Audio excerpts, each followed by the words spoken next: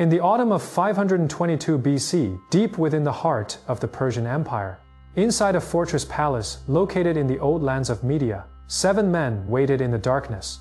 Their target was the empire's supreme ruler, the man who claimed to be Bardia, the brother of Cambyses III. Leading them was Darius, around 30 years old, a descendant of a collateral branch of the Achaemenid royal family, whose father, Hystaspes, served as the satrap of Parthia. At that moment, he held a short sword in his hand, with 6 Persian nobles standing behind him: Otanes, Gobrias, Intiphernes, Megabyzus, Hydarnes, and Aspathenes. These names would reappear repeatedly in the empire's later history, and their families would occupy the core of the Persian power structure for generations to come. But on this night, they were merely 7 gamblers staking everything they had. What they were about to do, whether successful or not, would completely alter the fate of this empire spanning 3 continents. It was a gamble with no way back. Failure meant the annihilation of their clans. And the truth of this gamble, from the moment it occurred, began to be obscured by the victor's narrative. Every detail we can access today has been filtered and reshaped by power.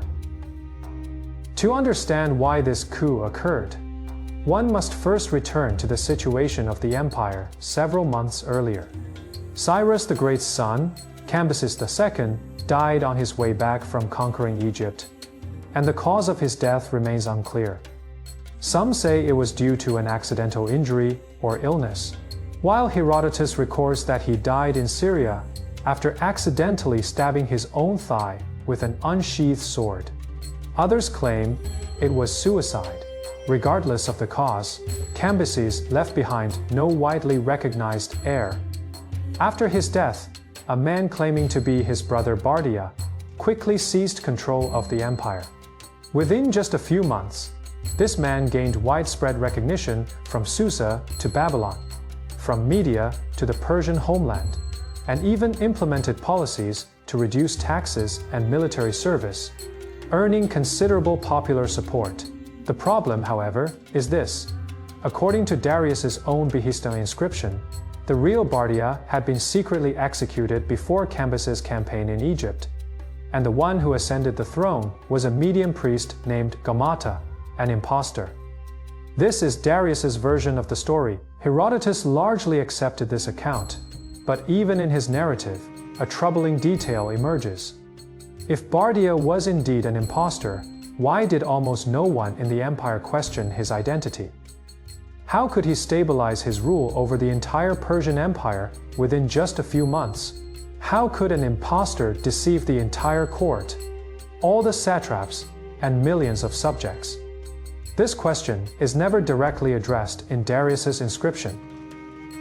This issue touches upon the core historical dilemma of the entire event. Our 2 primary sources of information about this coup, the Behistun inscription and Herodotus's Fey Histories Phaeboth, suffer from significant biases.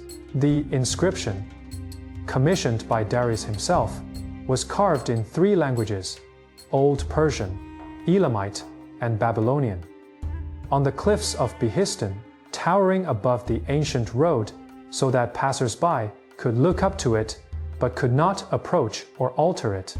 Its primary purpose was not to record facts, but to establish legitimacy for the coup. In the inscription, Darius repeatedly emphasizes that he acted under the divine will of Ahura Mazda, branding all his opponents as liars. Herodotus wrote about 70 years after the event, and his information likely partly originated from official narratives circulating in the Persian court, possibly distorted through multiple retellings in the Greek oral tradition. According to Ctesias, certain details of the event, such as the number of participants and the specific process of the coup, differ from Herodotus's version. However, Ctesias himself, as a court physician in Persia, has long faced scholarly skepticism regarding the reliability of his accounts, as his works are filled with obvious dramatization. In other words, we possess no neutral testimony. This is not a historical event from which the truth can be easily reconstructed, but rather a mystery shrouded in layers of narratives shaped by multiple power dynamics. Acknowledging this is a necessary prerequisite for engaging with this history. Returning to the coup itself. According to Herodotus, the 7 conspirators engaged in a fierce debate before taking action. Some argued for waiting until more allies joined, while others advocated for immediate action. Darius strongly urged a swift resolution, reasoning that delay would only increase the risk of exposure. Each additional person in the know multiplied the chances of the conspiracy being revealed. Whether this account is accurate cannot be verified, but the decision-making logic it presents is sound.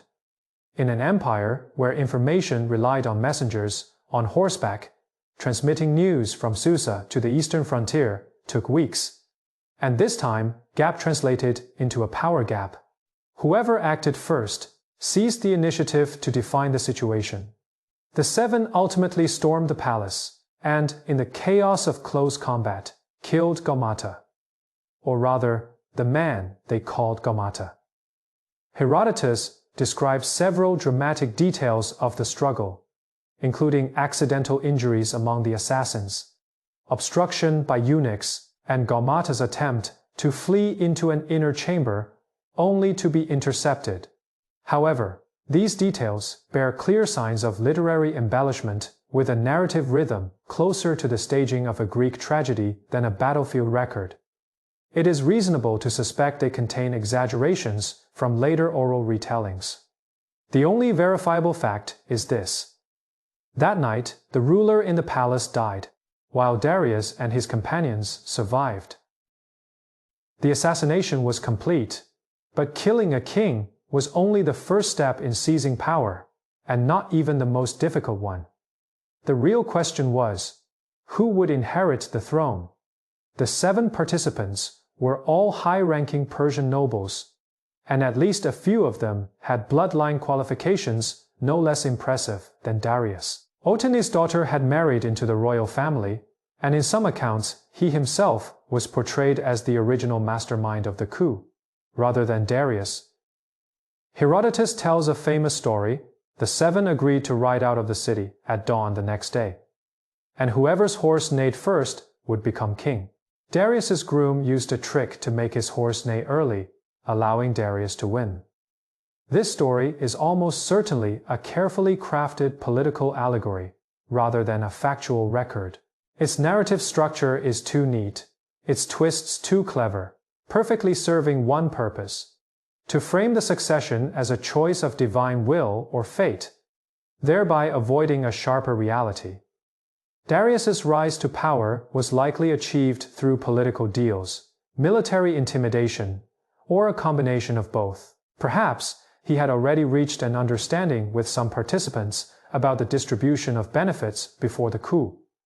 Or perhaps he demonstrated military resources or tribal support at a critical moment after the coup that others lacked. We do not know the specifics of the deal, but we know a deal must have existed.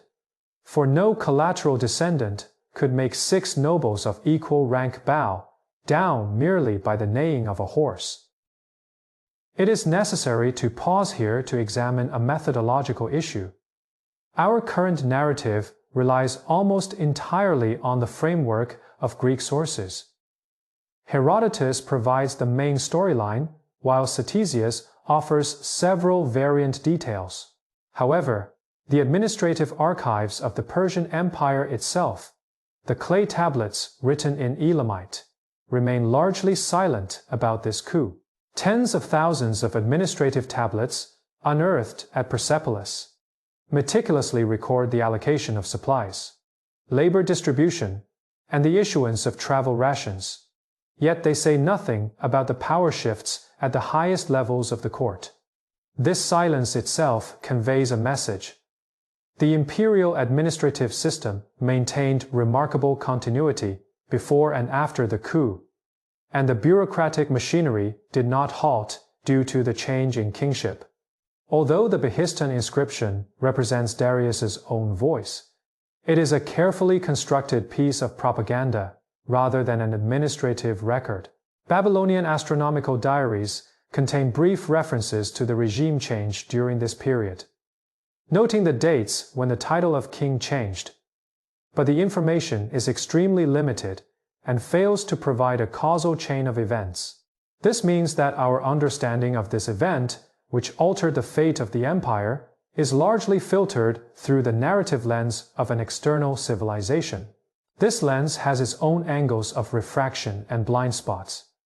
Greek authors lacked first-hand experience with the workings of the Persian court, and tended to interpret Persian power dynamics through political categories, familiar to Greeks, inevitably leading to a loss of information in this process of translation. The first challenge Darius faced after ascending to power did not come from external enemies, but from his own lack of legitimacy. He was not a direct descendant of Cyrus. His bloodline connection had to be traced back to an earlier branch of the Achaemenid family. In the Behistun inscription, he meticulously constructed an 8-generation lineage from Achaemenes to himself. But the authenticity of this lineage is itself disputed, with some scholars believing it was fabricated after the fact. To compensate for this deficiency, he adopted a direct approach, marrying Cyrus's daughter Atassa. Atassa had previously been married to Cambyses and the slain Bardia, and her body itself served as a vessel for the legitimacy of kingship. This marriage was not about love, nor was it merely a political alliance. It was a bloodline grafting procedure, welding the factual power of a collateral branch onto the symbolic bloodline of the main line. Darius also married another of Cyrus's daughters, Artistone, as well as Cambyses's daughter Parmes, weaving an impenetrable web of blood ties with the previous royal family through multiple marriages. Atassa was not a passive pawn in the subsequent court politics. There is reason to speculate that she exerted considerable influence over Darius's choice of heir, as her eldest son Xerxes was ultimately designated as crown prince, rather than Darius's older sons from other wives. However, lineage grafting could only address issues at the symbolic level.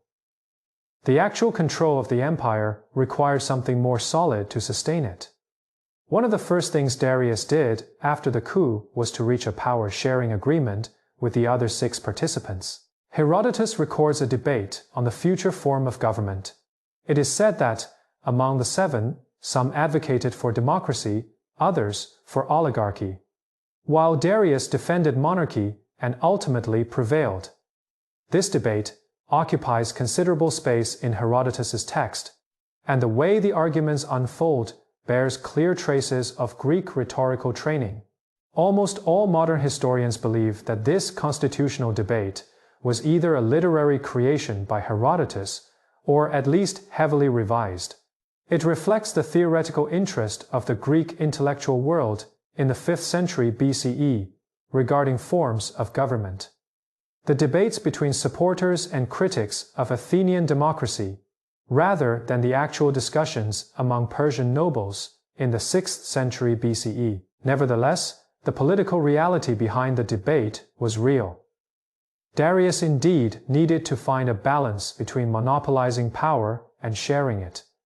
Some argue that Darius possessed overwhelming military superiority from the start, and that power sharing was merely a temporary appeasement strategy. However, this view overlooks the fact that the 6 great noble families continued to enjoy special status for decades afterward. Their descendants held important satrapal positions, their families maintained marital ties with the royal house, and they enjoyed privileges of access at court that ordinary nobles did not possess. This institutional favoritism, lasting for generations, indicates that the post-coup power structure was not a simple dictatorship by one individual, but rather a noble coalition system with Darius at its head and the 6 families as its core circle. The stability of this system precisely reflects Darius's political wisdom. In this power reshuffle, one group remained almost entirely silent: the ordinary Persians. What role did the empire's farmers, artisans, merchants, and low-ranking soldiers play in this court upheaval? The answer is likely almost none. The coup occurred within the innermost circles of imperial power. From conspiracy to execution to aftermath, involving only a small group of high-ranking nobles. For the vast majority of the empire's inhabitants, they were perhaps merely informed one day that the king had changed, while the taxes they had to pay, and the conscription orders they had to obey in their daily lives remained unchanged.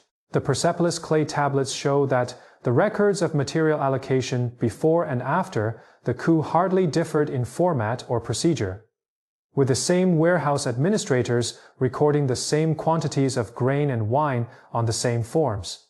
The inertia of the imperial machinery was strong enough to keep the lower levels running undisturbed by the turbulence at the top. This was not unique to the Persian Empire, but a common pattern of regime change in the ancient world. Power transfers occurred within the narrowest social elite, while the administrative networks, tax systems, and transportation infrastructure that supported the empire's operation possessed a vitality independent of individual rulers.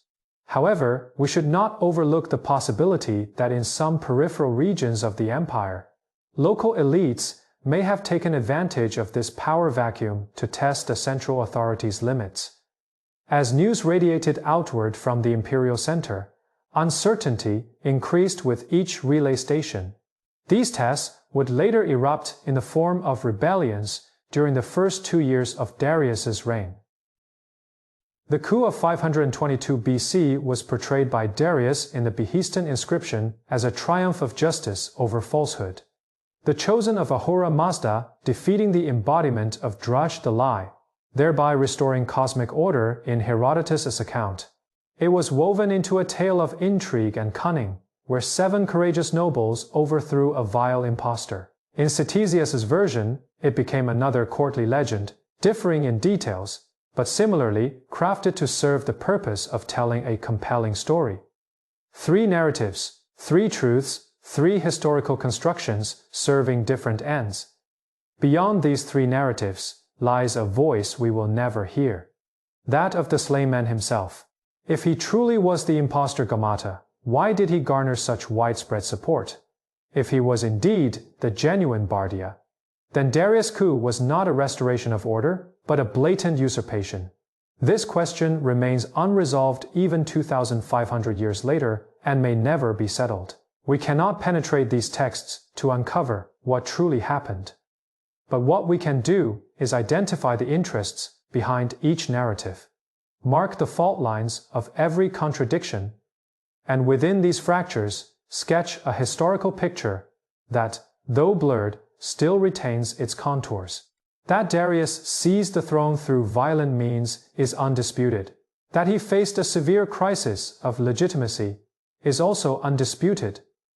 How he would address this crisis, not through a single act, but through a comprehensive, years-long project of institutional construction and ideological engineering, will be the central question of our next chapter. In the late autumn of 522 BC, with the blood of the coup still fresh on Darius' hands, the empire began to crumble from its edges toward the center. Babylon was the first to declare independence, with a man claiming to be Nebuchadnezzar III ascending the throne, asserting his lineage as the rightful heir to the Neo-Babylonian dynasty. The name was not chosen lightly. Nebuchadnezzar was the most illustrious monarch in Babylonian history, and adopting this title was itself a political declaration. Persian rule was an imposed interlude, and Babylon was restoring its own order. Almost simultaneously, Elam, Media, Parthia, and Margiana, names echoing from every corner of the empire, each signified an army, a self-proclaimed king, and a flag of defiance against the Achaemenid family. Darius later listed 19 rebellions and 9 pretenders in the Behistun inscription, a number that itself served as an inventory of the empire's fragility. A minor noble, who had just seized power through a palace assassination, faced not a complete state apparatus to take over, but a scattering of fragments. The vast territories Cyrus, had conquered over a generation, seemed poised to revert to their pre-conquest state within months. Darius's response speed was astonishing. Instead of holding fast to the core regions and waiting for the rebellion to exhaust itself, he dispatched armies in multiple directions within months, personally leading the main force straight to Babylon. This strategic choice itself is noteworthy. A monarch who had just seized power, with presumably limited loyal forces at his disposal, dared to divide his troops and fight on multiple fronts simultaneously. This either indicates his immense trust in his core military command, or suggests that the situation had become so critical that he could not afford to deal with each threat methodically, one by one. According to the Behistun inscription, his general Vidarna defeated the rebel army led by the self-proclaimed Median king Phraortes in Media, while another general Dadarshi fought in the direction of Bactria, and his father, Hystaspes, was engaged in a tough battle in Parthia. Darius himself clashed with the Babylonian rebels by the Tigris River, defeated them twice, and then entered the city of Babylon, executing the self-proclaimed Nebuchadnezzar III. The entire suppression campaign displayed a highly coordinated, multi-front operational model. At least, that is how the inscription wants us to perceive it. Here, it is necessary to pause and note, our understanding of these battles relies almost entirely on Darius's own account, and the reports of victors are never the most reliable military historical sources. In the inscription, every battle ends with a Persian victory, and casualty figures are recorded only for the enemy. This flawless narrative arc itself reminds us to remain cautious. The fall of Babylon did not end the crisis. Inscriptions tell us that rebellions flared up like wildfires, one after another. No sooner had Darius quelled Babylon than Elam erupted in revolt again. After the defeat of Phraortes of Media, new rebels emerged in Parthia and Hyrcania. More troublingly, some regions experienced second rebellions, shortly after its initial suppression. Babylon itself saw the rise of a new rebel king, who claimed to be Nebuchadnezzar IV, as if the name had become a banner that could be raised repeatedly. It is reasonable to speculate that these rebellions were not part of a unified anti-Darius alliance, but rather spontaneous actions by local forces seeking independence during the empire's power vacuum. Their lack of coordination gave Darius the opportunity to crush them one by one. Had even 3 or 4 of these 19 rebellions formed an effective military alliance, history might have taken a completely different course. But they did not. The vast expanse of the empire was both Darius's enemy, because rebellions were everywhere, and his ally, because the rebels were also separated by distance. Although the Persian Empire's transportation network was primitive for a monarch with centralized command capabilities, it provided a mobility advantage unmatched by any single local force. In this swift suppression of the rebellion, there is a group easily overlooked: the ordinary Persian soldiers and provincial conscripts who fought alongside Darius. Inscriptions record only the names of commanders and the blessings of Ahura Mazda. Yet, it was tens of thousands of nameless individuals who endured the hardships of forced marches and engaged in close combat with rebels on unfamiliar terrain. From Babylon to Media, from Elam to Margiana, these soldiers were driven across the empire's most challenging regions in less than 2 years. The winter passes of the Iranian plateau, the scorching summer heat of Mesopotamia, and the broken supply lines on the Central Asian steppes. These were the true texture of the war, not the neatly aligned victory dates in the inscriptions. Why did they obey? Perhaps it was due to the ingrained loyalty to chieftains in Persian tribal traditions. Perhaps because of the spoils Darius promised to distribute, or perhaps simply because, in a disintegrating empire, following the one who seemed most likely to win was the most rational choice. There is another possibility for many Persian tribal warriors. War itself was a way to affirm their social identity, and refusing to fight meant losing their standing within the tribe. We do not know the exact answer. The inscriptions are silent on this, and Greek historical sources offer no insight either. The experiences of these nameless individuals remain one of the greatest silences in ancient military history. Around 520 BC, the last few rebellions were quelled. Darius had won. But victory on the battlefield alone was not enough. A monarch who had seized power through a coup and maintained his rule through violent suppression needed something more enduring than swords to prove his worthiness for the throne. Military victories could suppress the bodies of his opponents, but not their memories. Behind the defeated rebel kings stood local political traditions that had endured for centuries, or even millennia. The Babylonians remembered their empire, the Medes recalled their former rule over the Persians, and the Elamite civilization was far older than that of the Persians. A sword could kill a man who claimed to be Nebuchadnezzar, but it could not kill the political imagination carried by the name Nebuchadnezzar. Darius needed a new narrative capable of overwriting these memories. He chose stone. On the cliffs of Mount Behistun in present-day Kermanshah province, Iran, about 100 meters above the ground, Darius ordered the carving of a massive relief and an inscription spanning hundreds of lines.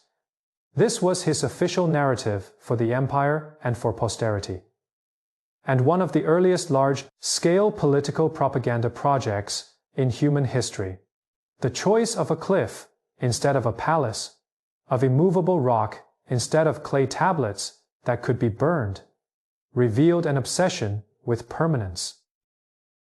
The inscription is written in 3 languages: Old Persian, Elamite, and Babylonian Akkadian. This choice is worth pondering. Old Persian was the language of the ruling ethnic group, but during the time of Darius, Old Persian cuneiform may have only recently been created or systematized. There is still debate among scholars as to whether it was commissioned by Darius himself. Elamite was the written language long used in the imperial administrative system, and before establishing their own writing tradition, the Persians extensively borrowed from the Elamite bureaucratic system. Akkadian, on the other hand, was the common written language of Mesopotamian civilization for thousands of years, serving as the default medium for official documents from Assyria to Babylon. The parallel use of these 3 scripts indicates that Darius's intended audience was not only the Persian nobility, but the entire elite class of the empire. Every official, priest, and local ruler capable of reading administrative documents. The core narrative structure of the inscription is clear and powerful. The legitimate royal lineage of the Achaemenid dynasty was interrupted by the usurper Gamata, and Darius restored orthodoxy under the will of Ahura Mazda, subsequently defeating all rebels who attempted to tear the empire apart again. Each victory is meticulously recorded: the location of the battle, the date, the names of the captured rebel kings, and the numbers of enemy casualties and prisoners. This obsession with numbers is no accident. It mimics the traditional format of Mesopotamian royal inscriptions, with Darius using the rhetorical tools of the conquered civilizations to declare his rule over them. The relief depicts the classic scene of Darius standing over the fallen Gaumata, with 9 false kings lined up before him, bound by ropes, and the winged symbol of Ahura Mazda hovering above. Together, the text and imagery form a complete argument for legitimacy, whose persuasiveness does not rely on any single element, but on the rigor of the overall structure. However, it is precisely the meticulous design of the inscription that reveals its fundamental limitations as a historical source.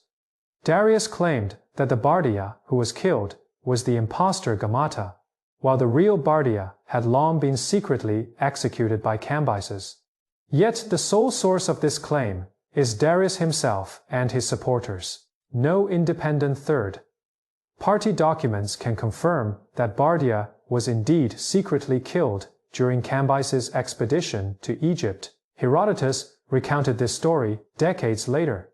adding many dramatic details, including a concubine identifying the false king by touching his ears, as the real Gaumata was said to have had his ears cut off by Cambyses.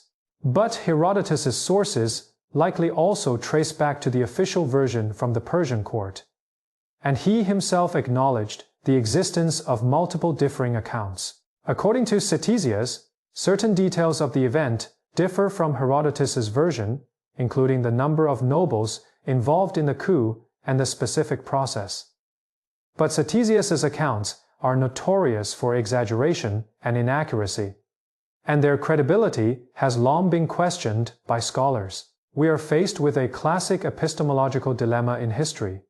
If the person killed was indeed the real Bardia, then Darius was not a restorer of legitimacy, but a usurper, and the Behistun inscription is not a historical record, but a carefully crafted cover-up. The more refined the inscription, the more persistent this doubt becomes. Some modern scholars, based on internal contradictions in the inscription's narrative, such as why no one in the entire nation could recognize a priest impersonating a prince, have proposed the hypothesis that Bardia was indeed the true heir. This identity dispute from 2,500 years ago remains unresolved to this day. From a methodological perspective, the value of the Behistun inscription lies precisely in the fact that its bias is identifiable. Unlike many ancient documents, we know exactly who commissioned this text for what purpose and who its intended audience was. This allows historians to engage in a controlled critical reading rather than blindly accepting or rejecting it without knowing its source. It also provides us with a rare opportunity to observe how political propaganda functioned on a technical level in the ancient Near East. The recurring phrases in the inscription, Ahura Mazda granted me this kingdom, by the favor of Ahura Mazda I defeated them, are not merely religious expressions, but a systematic construction of political theology. Darius encoded each of his military campaigns as the execution of divine will and defined every opponent as an embodiment of the lie. Within the dualistic framework of Zoroastrianism, the opposition between the lie, Draga, and truth, Arta, constitutes the fundamental structure of cosmic order, and Darius directly grafted this cosmology onto his political narrative. This is not mere religious rhetoric, but a discursive strategy that equates political opposition with cosmic evil. Rebels are not just military enemies, they are followers of the lie, disruptors of cosmic order. Any future challenger, before opposing Darius, must first oppose the entire divine order. The power of this discourse lies in its elimination of any legitimate space for political opposition. In the binary opposition of truth and the lie, there is no concept of a loyal opposition. The inscription also possesses a frequently overlooked physical dimension. It was carved on a cliff face approximately 100 meters above the ground, and the path leading to the cliff was destroyed after its completion. This means the inscription is practically unreadable, at least to ordinary people standing at the base of the cliff. So who was its intended audience? This question has puzzled generations of researchers. One explanation is that the true dissemination of the inscription relied on copies. Indeed, there is evidence that Aramaic translations of the inscription were distributed across the provinces of the empire, with fragments discovered on the island of Elephantine in Egypt and Akkadian versions on clay tablets unearthed in Babylon. These findings demonstrate that the inscription was not an isolated monument, but the core text of an empire-wide propaganda campaign. The original on the cliff resembles a master copy stored in a sacred space, its inaccessibility itself a part of its authority, much like the deity in the inner sanctum of a temple, which does not need to be seen by all to serve as an anchor of faith. Another, more direct explanation is that the primary audience of the inscription was Ahura Mazda himself, a report submitted by Darius to the divine, and a deity does not need to stand at the base of the cliff to read it. The two explanations are not mutually exclusive. A text addressing both gods and humans was the perfect vehicle for Darius's political theology. Its physical form, suspended high, untouchable, and permanently engraved, perfectly aligns with its political function. Authority does not need to be understood. It only needs to be known to exist. However, the inscriptions on the stone were only one part of Darius's legitimacy project. On a broader level, he needed to answer a question that Cyrus and Cambyses had never faced.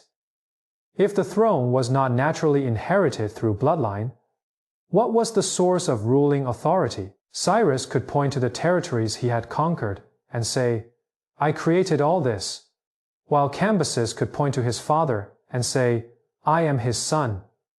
Darius could not fully rely on either. Although his lineage could be traced back to the Achaemenid family, he was not a direct descendant of Cyrus, a fact indirectly acknowledged by the wording of the inscription itself.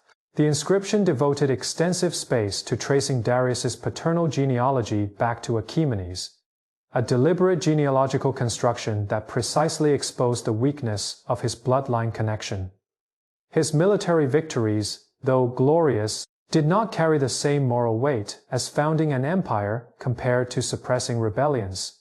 Cyrus was the builder, while Darius, for now, was merely the repairer.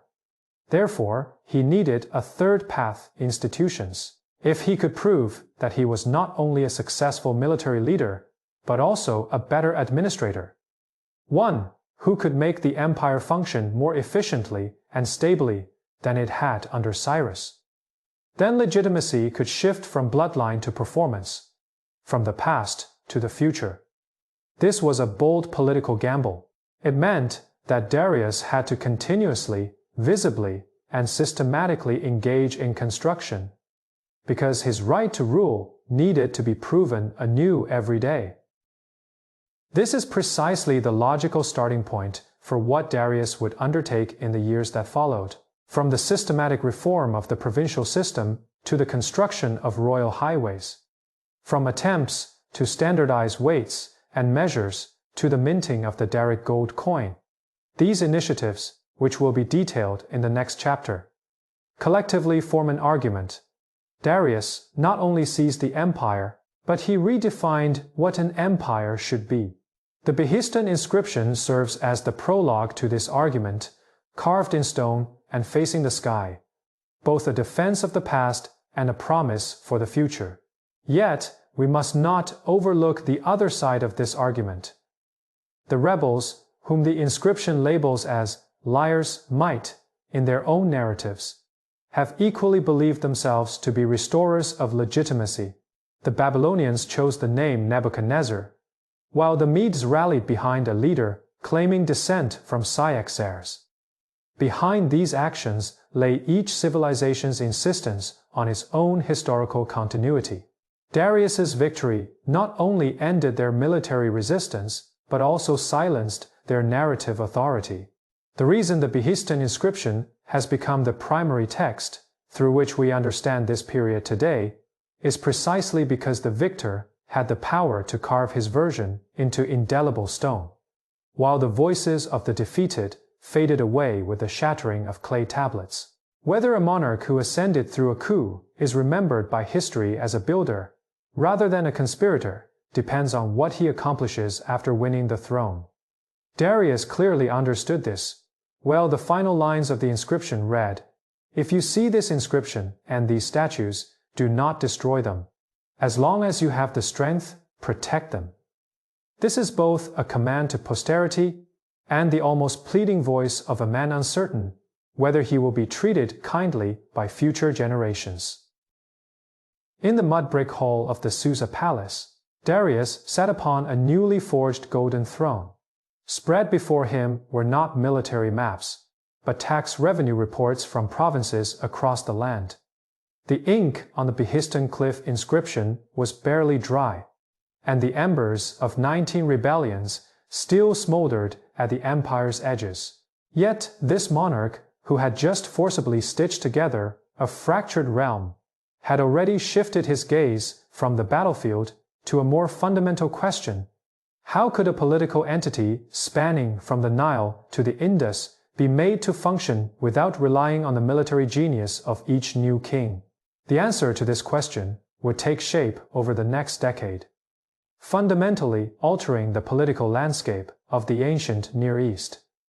This was not an abstract question of governance philosophy, but an urgent crisis of survival.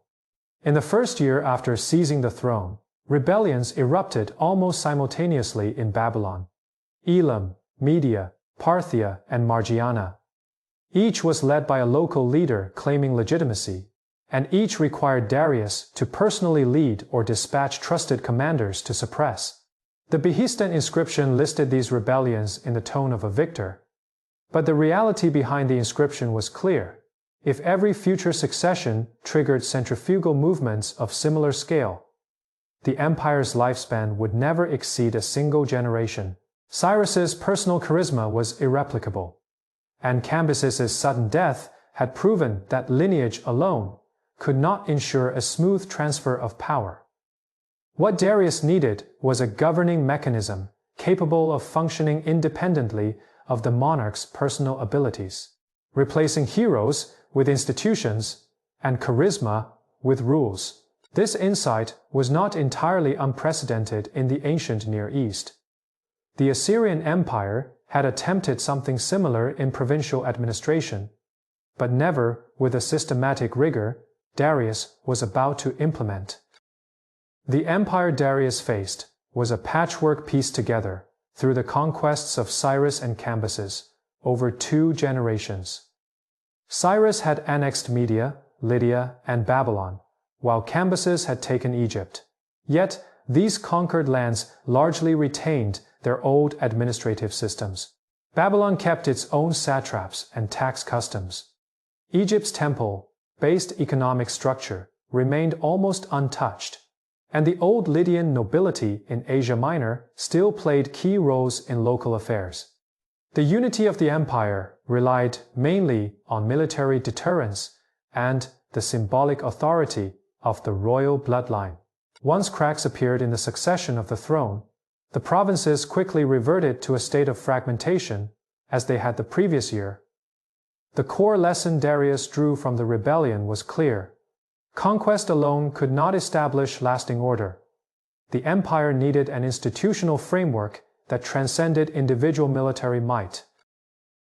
The provincial system was the first pillar of this framework. According to Herodotus, Darius divided the empire into 20 tax-paying provinces, each governed by a satrap responsible for civil administration and taxation. However, Herodotus' figures are not entirely reliable. The list of regions in the Behistun inscription differs from the provincial divisions recorded in Greek texts, and the administrative names found in the Persepolis fortification tablets are even more complex. Scholars generally believe that the number of provinces fluctuated between 20 and 29, and their boundaries were not drawn all at once, but underwent multiple adjustments during Darius's reign. Regardless of the exact number, the core principle remained consistent. Every conquered territory was integrated into a unified administrative framework, with clearly defined tax obligations and a governance official accountable to the central authority. The governor wielded immense power, but Darius clearly maintained a deep-seated vigilance against unchecked local authority. He established an intricate system of checks and balances. In addition to the governor, each province was assigned an independent military commander and a financial officer, all 3 reporting directly to the central government without being subordinate to one another. More crucially, Darius dispatched inspectors, later known as the King's Eyes, to conduct irregular tours of the provinces. These inspectors answered directly to the king and had the authority to investigate the governor's administration and report directly to the central authority, bypassing the usual chain of command.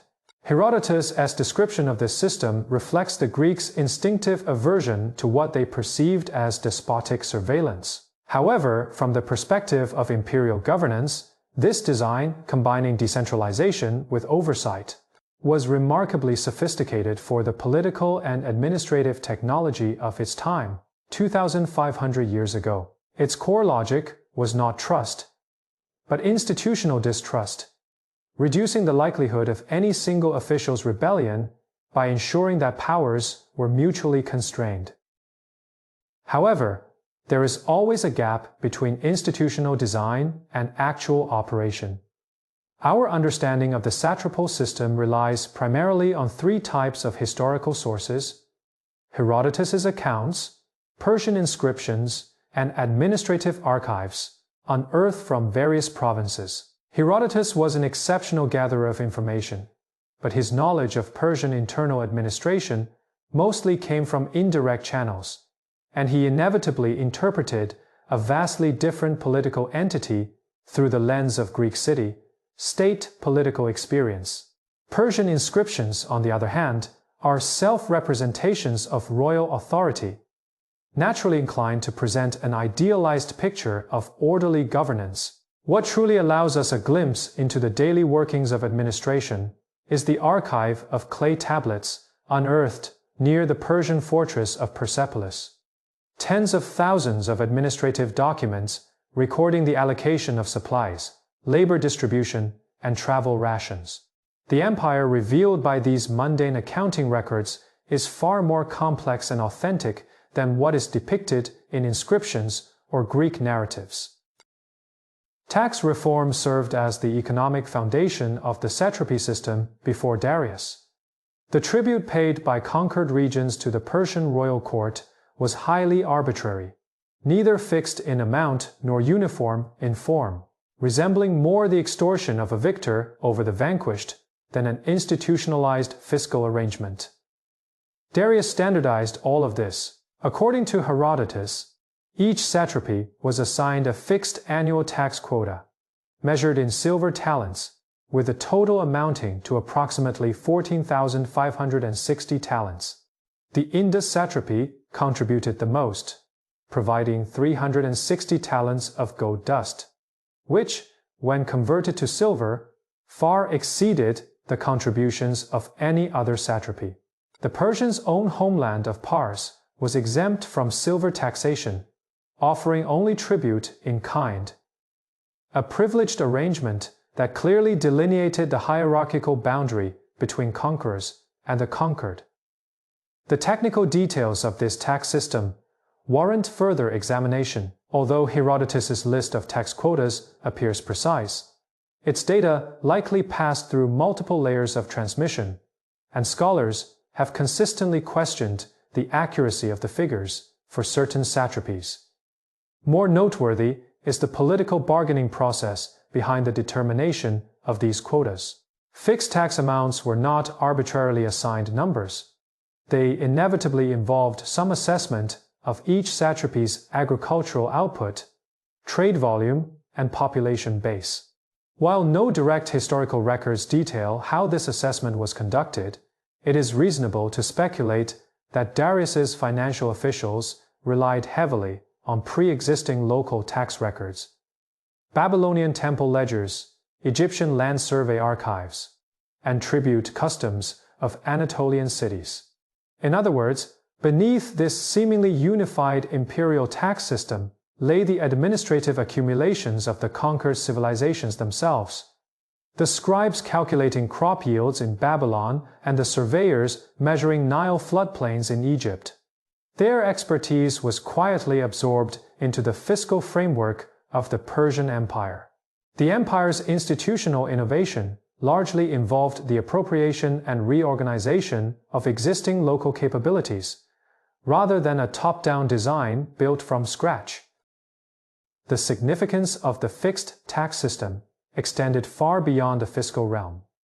It signified a transformation in the relationship between the empire and its provinces, shifting from unpredictable plunder to a predictable contract.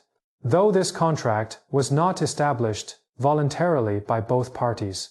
For the provinces, the fixed tax at least provided a degree of certainty, as long as they fulfilled their stipulated obligations the central authority would not make additional demands. For the imperial center, predictable revenue streams made long-term planning possible, whether for large-scale construction projects or logistical preparations for military expeditions, all of which required a stable financial foundation. Darius also implemented unified standards for weights and measures, as well as a system of gold and silver coinage, with the gold daric becoming the widely accepted medium for high-value transactions across the empire. However, it is important to note that the penetration of a monetary economy was limited in most parts of the empire. The Persepolis fortification tablets reveal that, in daily administrative operations, the distribution of goods in kind remained the primary method of resource allocation. If the provincial system and taxation were the empire's skeleton and blood, then the royal road and courier network served as its nervous system. The royal road constructed by Darius began at Sardis in the west, traversed the Anatolian plateau, crossed the Euphrates River, passed through the heart of Assyria, and ultimately reached Susa, covering a total distance of approximately 2,700 kilometers. Herodotus recorded with evident admiration that, while ordinary travelers required 90 days to complete the journey, the royal road featured relay stations spaced about 20 to 25 kilometers apart. Equipped with fresh horses and messengers, urgent royal dispatches relayed through this system could travel from Sardis to Susa in just 7 to 9 days. This speed approached the limits of what was technologically possible 2,500 years ago. The efficiency of information transmission directly determined the central government's ability to control its frontiers. And the royal road system compressed the temporal distance between the throne in Susa and the empire's westernmost reaches to within a week. The royal road was not an entirely new invention of Darius. The Assyrian Empire had already established a similar postal communication system, and the road network in Anatolia had existed since the time of Lydia. Darius's contribution lay in integrating these scattered regional infrastructures into a unified network that spanned the entire empire and providing it with institutionalized operational support. The Persian fortress archives extensively document the details of travelers receiving rations at postal stations with official authorization, from high-ranking officials to ordinary messengers, and from Persians to Babylonians and Egyptians. Travelers of different statuses received varying levels of provisions. These clay tablet records reveal that the royal road system was not merely a tool for military communication, but also a logistical artery supporting the daily administrative operations of the empire, through which personnel, supplies, and information continuously flowed within the empire's body. Here, it is necessary to pause our narrative and examine the historical sources on which our account of this institutional history relies. The description of Darius's administrative reforms has long been based primarily on the list of provincial tributes in Book 3 of Herodotus's Histories. This list is so well organized and detailed in its data that later scholars sometimes forget. It is essentially a second-hand account by a Greek traveler describing the institutions of a foreign land. The discovery of the Persepolis fortification archive in the 1930s provided, for the first time, an administrative perspective from within the empire itself. Written in Elamite, these archives record the daily administrative affairs of the Fars region from approximately 509 to 494 BCE. While they do not directly describe Darius's reform intentions, they outline the contours of an administrative system in actual operation through countless trivial ration records. The tension between these two sets of sources, the Greeks' vision of a uniform institutional blueprint and the daily practices, filled with exceptions and adaptations in the clay tablet archives, is precisely the most enlightening entry point for understanding this history. Institutional development never occurs in a vacuum. Darius's administrative reforms were deeply rooted in the millennia-old traditions of imperial governance in the ancient Near East. The provincial system of the Assyrian Empire, the taxation framework of Babylon, and the administrative archival practices of Elam all provided precedents and readily available bureaucratic expertise for the Persian Empire. Darius's genius lay not in inventing a system from scratch, but in his remarkable ability to integrate various existing governance techniques into a coherent system and make it function on an unprecedented geographical scale. The fact that the administrative records of Persian fortresses were written in Elamite rather than Old Persian itself indicates that the empire's bureaucratic machinery was largely operated by the civil service systems of conquered peoples. The Elamite scribes who recorded rations on clay tablets may never have laid eyes on Darius himself, but it was their daily labor that brought the empire's institutional designs to life. Darius's institutional legacy endured for nearly 2 centuries after his death, only ending with Alexander's conquest. And even then, the successor kingdoms largely retained the Persian provincial framework. Herodotus recorded that the Persians had a somewhat ironic evaluation of Darius, calling him a merchant because he turned everything into calculable taxes. Unlike Cyrus's generosity, this assessment perhaps reveals Darius's most profound historical contribution. He transitioned the empire from the heroic age to the institutional age. Heroes relied on personal charisma and military victories to maintain the loyalty of their followers, while institutions maintained order through predictable rules, quantifiable obligations, and enforceable oversight. This transformation was not romantic, and even appeared vulgar in the eyes of his contemporaries, but it made the Persian Empire the first political entity in human history to achieve sustained administrative operation across such a vast territory. When we turn in the next chapter to the recurring name of Ahura Mazda in Darius's inscriptions, we will see that the institutional skeleton also required a layer of ideological skin, and Darius's understanding of this was equally and surprisingly profound. On the foundation inscription of the Susa Palace, Darius carved a concise declaration in Elamite cuneiform. This palace was built by the will of Ahura Mazda. There was no hesitation, no consultation with other deities. In every inscription he left, the name of this supreme god appears at the very beginning of all narratives, before the king's own name, before the outcomes of battles, before the submission of provinces. This was not merely a rhetorical habit. Darius anchored the entire source of his authority in the mandate of a single deity, a departure from the norm in the tradition of royal expression in the ancient Near East. Inscriptions of Assyrian kings typically listed a long series of gods as co-witnesses, while Babylon's Nabonidus faced fierce backlash from the priestly class for favoring the moon god Sin. Darius's choice was even more resolute. He mentioned only one name. The political implications of this choice are far more worthy of inquiry than its theological ones. The Behistun inscription provides the most complete example.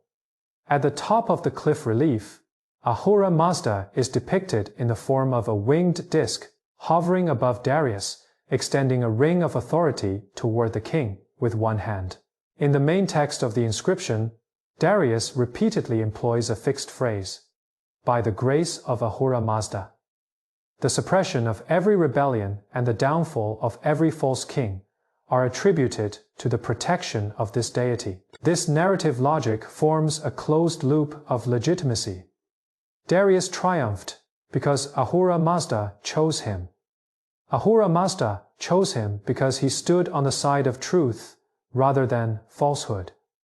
Victory itself serves as proof of divine will, while divine will is the cause of victory. This circular reasoning is logically impervious to external evidence, which is precisely its brilliance as a political tool. However, we must pause here to examine a methodological issue. All direct evidence concerning Darius's personal beliefs comes from official inscriptions commissioned and overseen by himself. These inscriptions are products of power, not confessions of faith.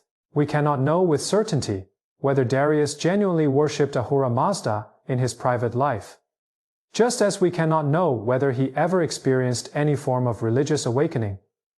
What the inscriptions tell us is the public image he chose to present to his subjects and posterity, not the true state of his inner world, complicating matters further. Scholarly opinion remains fundamentally divided on the relationship between Darius and Zoroastrianism. Some scholars argue that Darius was a follower of Zoroastrianism, pointing to the binary framework of truth versus falsehood in the Behistun inscription as directly corresponding to the core tenets of Zoroastrianism. Others contend that the worship of Ahura Mazda may predate the formalization of Zoroastrianism, suggesting that Darius's beliefs might belong to an older Iranian religious tradition. The root of this debate lies in our extremely limited knowledge regarding the exact chronology of Zoroaster himself and the precise content of early Zoroastrian teachings. Regardless of Darius's personal religious beliefs, the theological framework he constructed in his inscriptions served a distinct political function.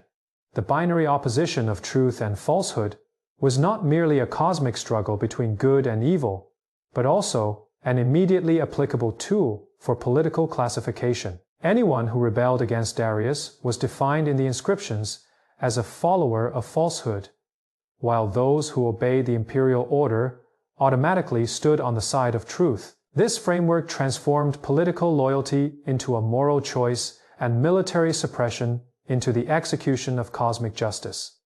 Its efficiency was remarkable. Rebels were no longer merely political opponents, but disruptors of the cosmic order. Suppression was no longer just an act of force, but the fulfillment of divine will. This theologization of political conflict has recurred throughout human history, but Darius's version stands out for its systematic and consistent articulation in the inscriptions. It is noteworthy that the application of this binary framework in the inscriptions was not an abstract philosophical declaration, but was implemented at a highly specific narrative level. The Behistun inscription enumerates 9 rebellions one by one, labeling each rebel leader as a liar, and describing their crimes as lying to the people. They falsely claimed to be legitimate members of the royal family, or asserted their right to rule. Darius never acknowledged in the inscriptions that any rebel might have had legitimate political grievances. No rebel was described as rising up due to dissatisfaction with governance, nor was any regional rebellion attributed to excessive taxation or tyrannical governors. All resistance was reduced to a single moral flaw: falsehood. This narrative strategy compressed complex political struggles into black and white moral judgments, automatically stripping any challenge to imperial authority of legitimacy at the discursive level. From the perspective of communication efficiency, this simplification was ingenious. It did not require the audience to understand complex political contexts, but only to accept a simple premise: lying is wrong, and the king represents truth. However, the reality of the empire was far more complex than the theological framework of the inscriptions. Darius ruled over a vast territory spanning dozens of religious traditions. The temple system of Marduk in Babylon possessed millennia of historical accumulation and immense economic resources.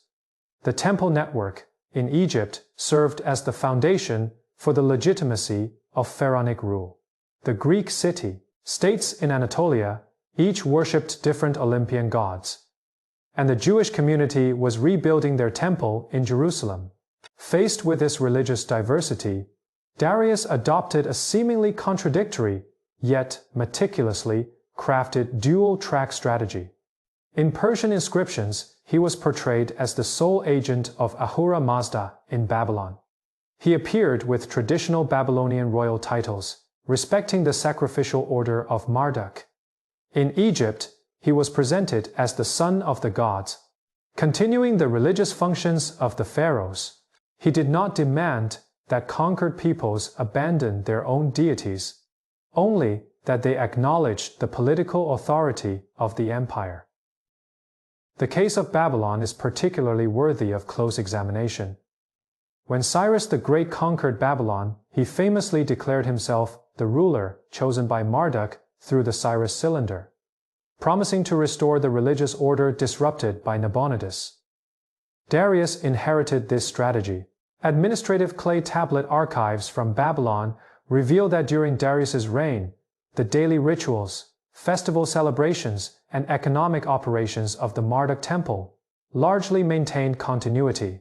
The temple still possessed vast tracts of land, employed thousands of priests and artisans, and continued to function as an economic hub in Babylonian society. However, this continuity was not unconditional. When Babylon rebelled twice in the early years of Darius's reign, the suppression was ruthless. Some scholars speculate that Darius may have reduced certain religious privileges of Babylon after quelling the rebellions, though conclusive evidence for this is not fully established in the existing archives. The boundaries of religious tolerance were always defined by political obedience. Egypt offers another window for observation. Darius's religious policies in Egypt similarly adhered to the fundamental principle of respecting local traditions. He sponsored the construction of the Temple of Hybis in the Harga oasis, where he appeared in reliefs in the traditional image of an Egyptian pharaoh, making offerings to the god Amun and other Egyptian deities. Even more notably, according to later historical records, Darius ordered the compilation of Egyptian laws, a project that likely involved the systematic organization of temple legal traditions. These measures were not driven by a personal affection for Egyptian culture. There is no evidence to support such a romanticized interpretation. A more plausible speculation is that Darius was well aware of the irreplaceable role of the Egyptian temple system in local governance. Temples were not only religious sites, but also administrative nodes, economic centers, and social stabilizers. Sponsoring temples meant investing in the infrastructure of the empire's indirect rule in Egypt.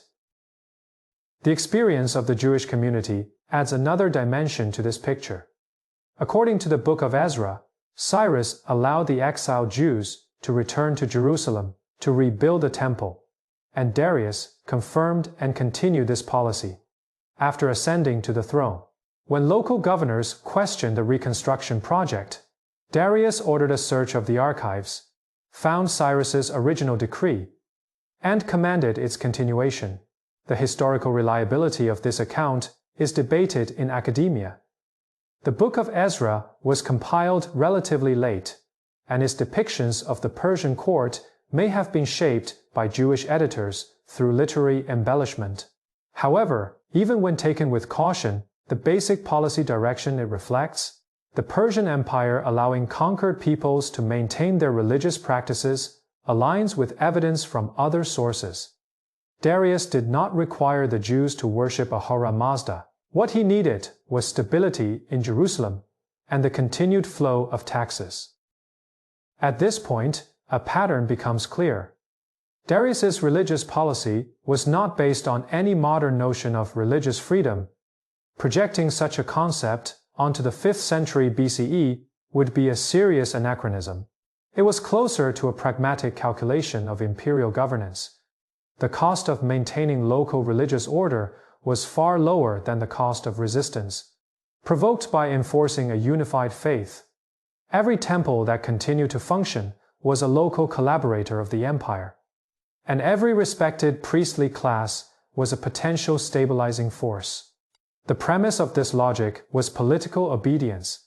Once a region rebelled under the banner of religious or cultural identity, tolerance ceased immediately, and military suppression followed. Religious diversity served as a lubricant for imperial order, not its purpose. This judgment is not merely speculative. From the perspective of administrative practice, the satraps of the Persian Empire exhibited a highly consistent operational model when handling local religious affairs. They almost never intervened in doctrinal disputes within temples, nor did they attempt to transplant Persian rituals onto foreign lands. Several fragments of administrative correspondence preserved in the Achaemenid royal archives show that the central government's primary concern was always whether tribute was paid on time and whether local elites maintained a cooperative stance, not which deity the local inhabitants prayed to. This attitude bears a structural resemblance to the early Roman Empire's handling of provincial religions.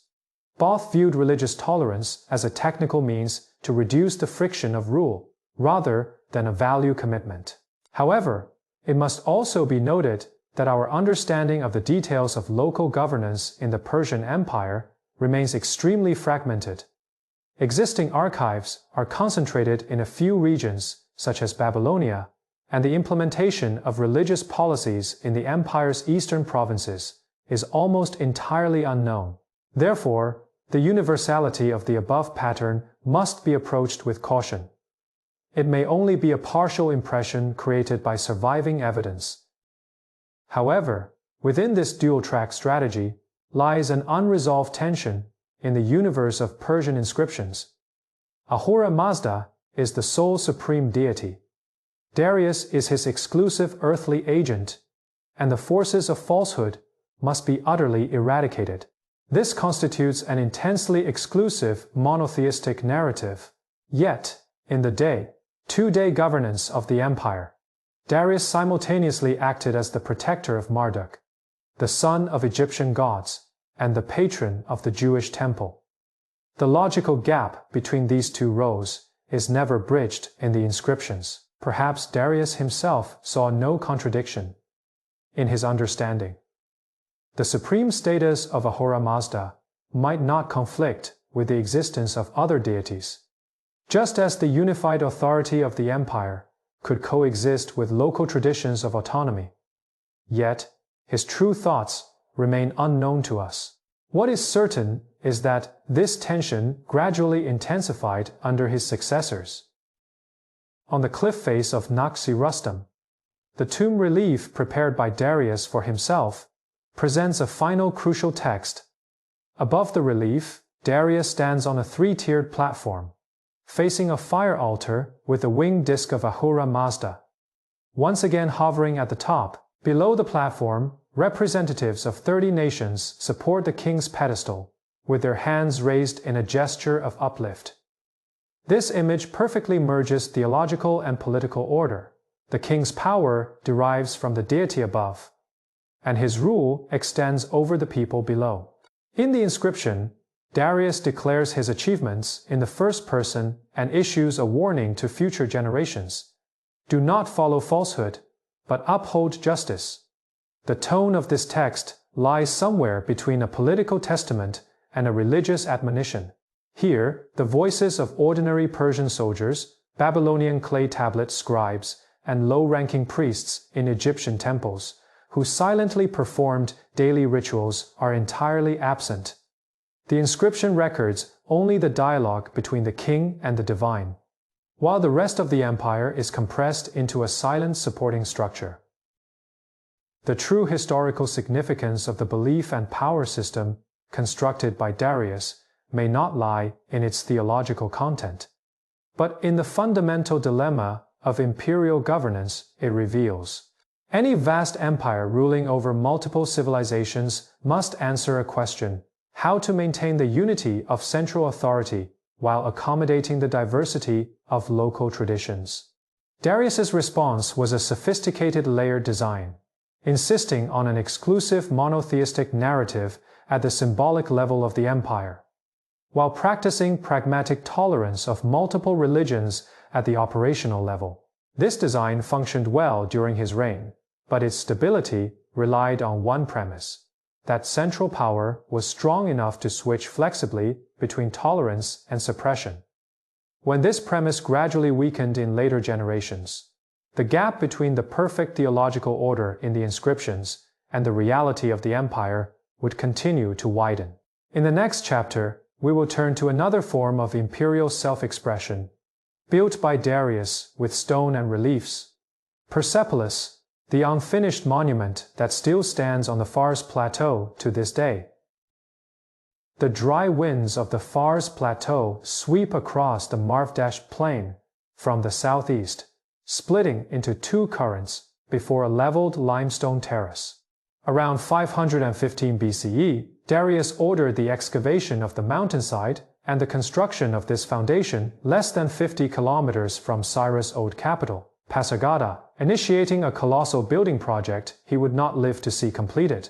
The Greeks later called this place Persepolis, the city of the Persians, but the Persians themselves referred to it in administrative tablets as Parsa, a name devoid of any civic connotation, closer to a ceremonial royal center. Craftsmen were conscripted from across the empire's provinces. Stone was quarried and transported from nearby mountains, and the entire terrace, rising about 13 meters above the plain, seemed to lift the complex from the mundane world into another realm of order.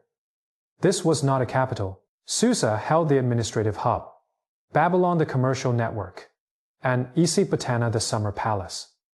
Persepolis was designed from the outset as something purer, a mirror in which the empire presented itself to itself. One of the earliest structures to take shape atop the platform was the Apadana, the audience hall. The scale of this hall was virtually unmatched in the known world at the time. 36 stone columns supported a wooden roof reaching 20 meters high, each column crowned with capitals carved with two back bulls or griffins, capable of accommodating over 10,000 people simultaneously. However, the true significance of the Apadana lies not beneath its roof, but on its exterior walls.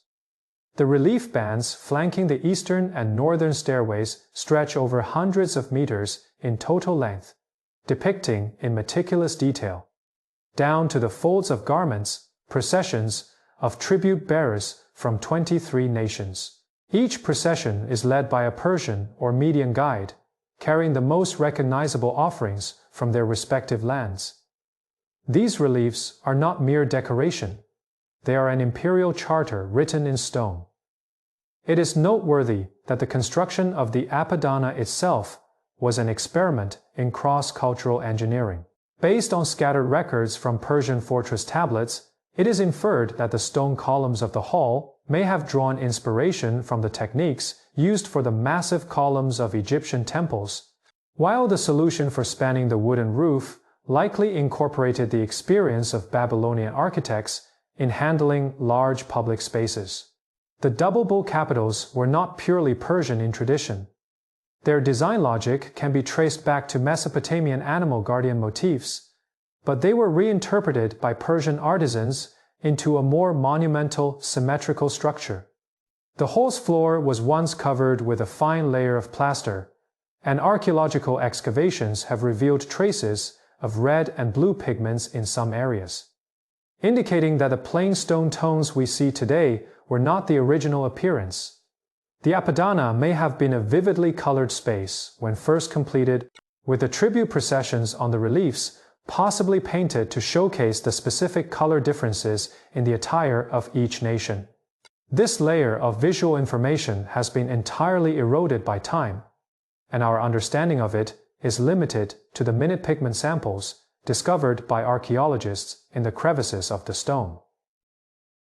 The procession of tribute bearers on the reliefs follows a strict visual grammar. The Medians lead the way, wearing rounded felt caps and long robes, leading horses. The Elamites follow closely, carrying lion cubs. The Babylonians bring textiles and water buffalo. The Armenians present metal vessels with exquisite handles. The Ethiopians carry ivory, and the Indians bear baskets filled with gold dust. Each group is depicted with figures of identical height, moving in a uniform rhythm, their facial expressions calm and solemn, devoid of fear, humiliation, or resistance. This is a crucial visual choice. The reliefs do not portray conquest but order. The peoples are not dragged along, but willingly proceed within a harmonious hierarchy. This visual narrative stands in stark contrast to the violent imagery of Darius trampling rebel kings in the Behistun inscription. Behistun was directed at a recently quelled rebellion, requiring a display of punitive power, Persepolis was oriented toward a stabilized empire, demanding an exhibition of integrative grace. However, we must pause the narrative here to examine the materials we are using. The Persepolis reliefs are propaganda pieces produced by Darius's own regime, presenting the empire as it wished to be seen, rather than the full truth of its actual operations. There exists a significant narrative gap between the harmonious procession of peoples depicted on the reliefs and the forced labor conscriptions recorded in the Persepolis fortification tablets, as well as the bloody suppressions listed in the Behistun inscription. Greek historical accounts of Persepolis are extremely limited. Herodotus barely mentions the complex, possibly because it was not yet fully completed at the time of his writing, or perhaps due to the Greeks' lack of direct contact with Persian inland ceremonial centers. Our understanding of Persepolis today relies primarily on the architectural ruins themselves, the Persepolis fortification tablets, and ongoing modern archaeological excavations.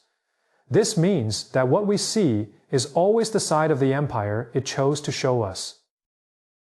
The Persepolis fortification tablets open up another world behind the reliefs.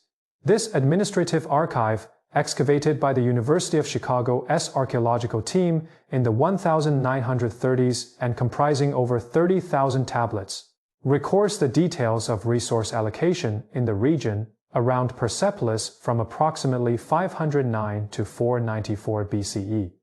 The tablets contain no grand narratives, only records of grain rations, wine distributions, livestock transfers, and labor registrations. From these dry figures emerges a surprising picture. Not all of Persepolis's builders were slaves. The tablets show that artisans from various provinces received different quantities of rations and wine based on their skill levels. Female laborers were also registered and received allocations, and some master stonemasons even had higher ration standards than ordinary administrative officials. This does not mean the labor was voluntary. Conscription itself was coercive, but it indicates that the empire's labor management system was far more complex than the simplistic notion of slaves building pyramids. The Gate of All Nations serves as the first ceremonial entrance into the core area of the terrace. Two colossal human-headed, winged bull statues, each approximately 5 meters tall, guard the sides of the gateway. Their facial features blend the traditional form of the Assyrian protective deity Lamassu with Persian aesthetic sensibilities. This visual appropriation was not accidental. Darius's architects systematically drew elements from various cultural traditions across the empire. Egyptian fluted columns, Babylonian glazed brick decorations, Greek Ionic volute capitals, and Assyrian winged guardians. These elements were recombined into a unified Persian architectural language. Persepolis is not a collage, but a process of assimilation. It transformed the visual heritage of conquered civilizations into components of the conqueror's own cultural identity. A strategy entirely consistent with the political logic of the tribute-bearer reliefs. The empire did not eliminate diversity, but orchestrated it within its own framework of order. Darius himself left a limited but precisely worded number of inscriptions at Persepolis. The most famous of these is carved on the southern wall of the platform, which roughly translates to, Ahura Mazda is the great God, who created this earth, who created that sky, who created mankind, who created happiness for mankind, and who made Darius king. The structure of this inscription is noteworthy. It does not begin with Darius, but with the cosmic order: earth, sky, humanity, happiness. This is a creation sequence from the macro to the micro. And Darius's kingship is placed at the end of this sequence as a natural extension of the cosmic order. This theological rhetoric echoes the visual logic of the Apadana reliefs. The empire is not a product of human violence, but a projection of divine order on earth. Of course, this is precisely the narrative that power most wishes people to believe. The spatial layout of Persepolis itself constitutes a map of power. Upon entering through the Gate of All Nations, visitors were guided through a series of progressively narrowing spaces, from the expansive ceremonial square to the Apadana Hall, then to the Hall of 100 Columns, and finally to the royal treasury and harem areas, accessible only to a select few. This spatial progression created a physical experience of hierarchy. The deeper one ventured into the complex. The higher one's status had to be. Ordinary tribute bearers might only reach the periphery of the audience hall, while only the highest-ranking satraps and royal members could enter the inner core. The architecture did not merely host ceremonies. It was the ceremony itself. Each threshold served as a filter of identity, and every turn confirmed authority. The tribute bearers from various nations, depicted marching with equal strides in the reliefs, were precisely assigned to different depths and levels within the actual architectural space. Among the nameless artisans conscripted to Persepolis, traces of some were preserved by chance on clay tablets. A foreman stonecutter recorded as Kalka appears multiple times in annual ration records. Overseeing a team of about 30, including Greek speakers from Caria and brickmakers from Babylon. Another set of tablets notes a group of Egyptian artisans receiving extra wine rations for completing specific carving tasks. These fragmented records remind us that the uniform ethnic processions on the Persepolis reliefs were, in reality, carved stroke by specific, named individuals with technical expertise. They sculpted the empire's self-image. Yet, their own faces never appeared on any relief. Between the grandeur of imperial narrative and the silence of individual lives lies the deepest tension of Persepolis. Persepolis possesses another often overlooked dimension, its incompleteness when Darius I died in 486 BCE. The Apata Hall was likely nearing completion, while the Hall of 100 Columns had not yet begun construction. Most of the complex was gradually finished during the reigns of Xerxes I and Artaxerxes I. This means that the Persepolis we see today is not the product of Darius I's vision alone, but the result of sustained efforts by at least 3 generations of kings. Xerxes inscribed his own text on the Gate of All Nations, and the relief style of the Hall of 100 Columns shows discernible differences from that of the Apadana. However, the core visual program of the entire complex, the procession of tribute, bearing delegations from various nations, the winged symbol of Ahura Mazda, and the heroic motif of the king, battling a lion, maintained remarkable consistency. Successors did not rewrite Darius's visual charter, but continued to fill in the framework he established. This in itself stands as one of the most powerful testaments to Darius's political legacy. In 330 BC, Alexander's army invaded Persepolis and set fire to the palace complex.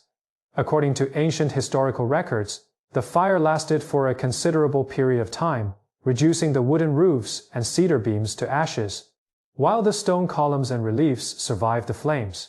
Regarding the motive for the arson, historical sources differ.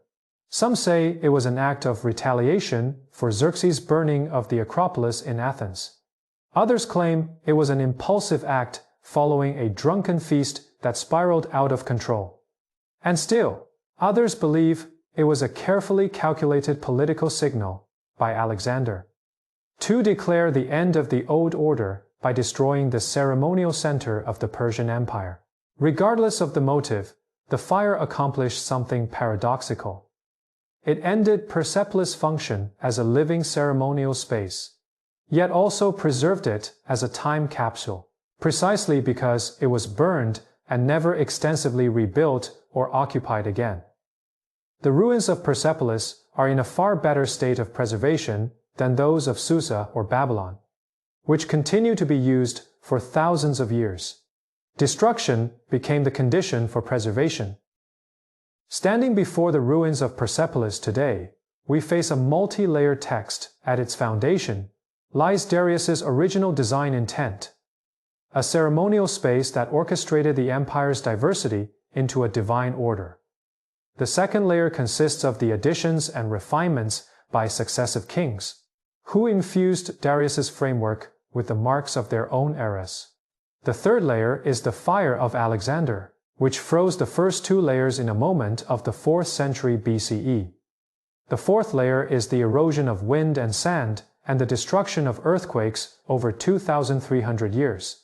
The fifth layer is the excavation, restoration, and interpretation by modern archaeology, with each generation of scholars reinterpreting these stones through the lens of their own time's questions. Persepolis was never a fixed meaning. It is a text constantly rewritten. And the question Darius initially carved into the stone, how to make an empire composed of dozens of peoples, believe it is a single whole still echoes on every surviving relief. This question was not answered. It was merely carved. Around 518 BC, during a certain season, a Persian army was advancing southeast along the Helmand River Valley, heading toward the gradually unfolding alluvial plains at the southern foot of the Hindu Kush Mountains. Whether Darius himself personally led this expedition remains a subject of scholarly debate. The Behistun inscription, when listing the rebellions he suppressed, does not include the Indus River Valley, indicating that the Eastern campaign occurred after the inscription was carved, and that direct Persian documentary records of this expedition are extremely limited. What is certain is that the army's target was not a rebellious regime requiring suppression, but a vast land not yet incorporated into the empire's administrative system.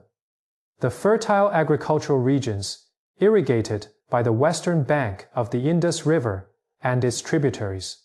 For an empire that had just completed internal pacification and was fully implementing a provincial system, the motivation for eastward expansion may have been straightforward. There was gold, grain, and a population that could be registered for taxation. Before Darius launched his eastern campaign, the Persian Empire was not entirely without contact with the Indus River Valley. During the time of Cyrus the Great, the empire's eastern frontier had already extended to the Gandhara region in what is now Afghanistan, where local tribes paid some form of tribute to Persia. However, there was a significant geographical and political gap between Gandhara and the lower Indus River.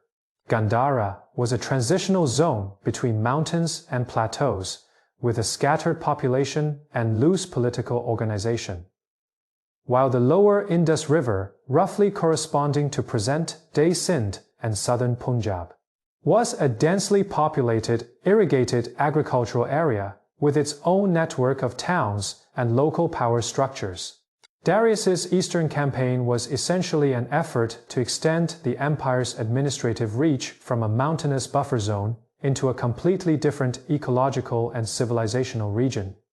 This step involved not only a geographical leap, but also a sudden escalation in the complexity of governance. According to Herodotus, the specific process of Cyrus's conquest of Gandhara remains unclear, and it is even uncertain whether it was achieved through military action or diplomatic submission.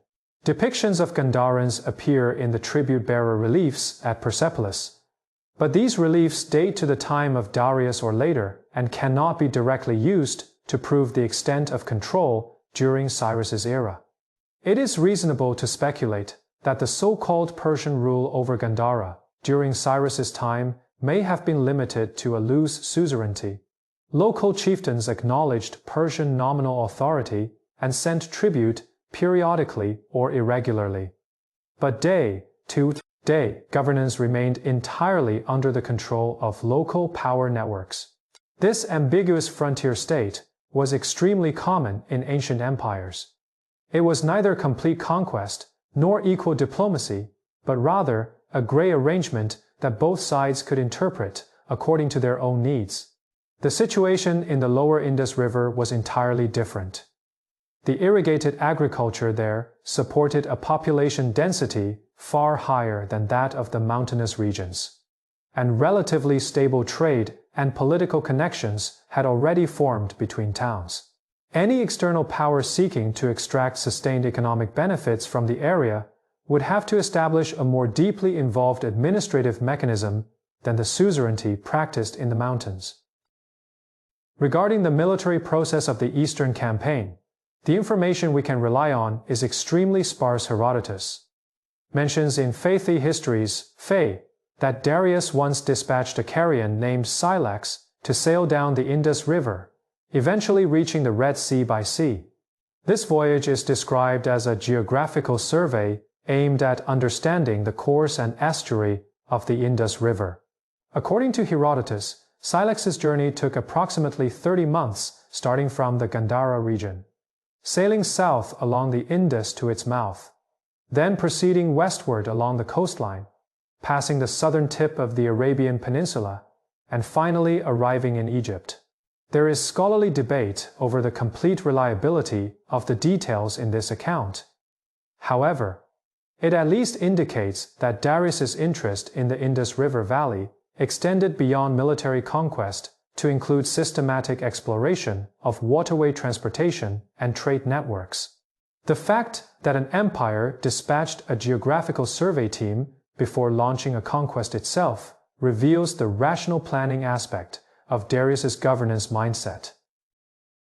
After completing the military conquest, Darius established the Indus River Valley as the 20th satrapy of the empire, a number listed in Herodotus's catalogue of provinces.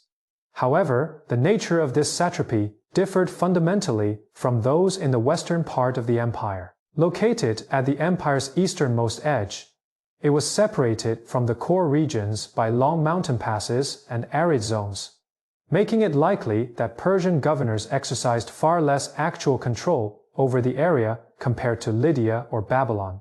More notably, Herodotus provided data on the tribute. According to his records, the Indian satrapy paid 360 talents of gold dust annually to the empire, which, when converted to the value of silver, far exceeded the contributions of any other province. Was this figure exaggerated? There is reason for caution.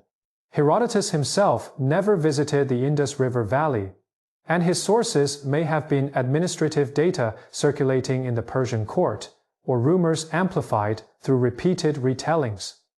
Yet even with a discount, the prominent economic value of the Indian satrapy in the empire's tax records remains credible. It is necessary to pause the narrative here and examine the historical sources upon which our understanding of Darius's Indian satrapy is based. Direct Persian documentation is nearly non-existent. The Behistun inscription does not mention the eastern campaigns, and references to India in the Persepolis administrative archives are extremely scarce, mostly indirect. Our primary narrative framework relies almost entirely on Herodotus, whose descriptions of India are interwoven with a wealth of Greek exotic imagination. Giant ants digging for gold, strange desert peoples, extreme climates, and peculiar flora and fauna. These elements remind us that the India in Greek texts is largely a conceptual space exoticized by the Greeks, rather than a reliable geographical report. When attempting to extract historical facts about Darius's eastern campaigns from Herodotus's writings, we must constantly distinguish between what constitutes plausible transmission of administrative information and what reflects the inherent imaginative patterns of the Greek intellectual tradition regarding the eastern periphery. Such distinctions are often difficult to make precisely, but recognizing this challenge is the first step toward avoiding capture by a single narrative framework. The significance of the gold tribute from the Indian satrapy to the imperial fiscal system can perhaps be understood from a broader perspective. During the reign of Darius, a unified currency system was implemented, centered on the gold daric and the silver siglos. While the empire's taxation system used silver as the basic unit of account, gold held an irreplaceable role in international trade and royal reserves. The fact that the Indian satrapy paid its tribute in gold dust rather than silver itself suggests its unique role in the empire's economic landscape. It was not merely an ordinary source of revenue, but a key supplier of the empire's gold reserves. From this viewpoint, the strategic logic behind Darius's eastern campaigns was not merely an extension of territorial expansion, but directly linked to the fiscal infrastructure. He was building for the empire. Conquering the Indus River Valley was, in a sense, providing material support for the entire imperial monetary system. However, the actual depth of the empire's control over its Indian provinces remains a question. Unlike in Babylon or Egypt, we have found no direct documentary evidence of Persian satraps issuing administrative orders in the Indus Valley. The reliefs at Persepolis do depict tribute bearers from India, portrayed as figures carrying vessels of gold dust and leading water buffaloes, with attire distinctly different from that of envoys from other provinces. Yet, these reliefs present an idealized self-image of the empire, rather than a faithful record of administrative reality. It is reasonable to speculate that Persian control over the Indus Valley was closer to an indirect rule model, collecting tribute through local tribal chiefs or city-state elites, rather than establishing a complete satrapal administrative structure as in the core provinces. This speculation aligns with the geographical conditions of the empire's eastern frontier. The long supply lines and complex mountain passages made the cost of direct administrative management prohibitively high.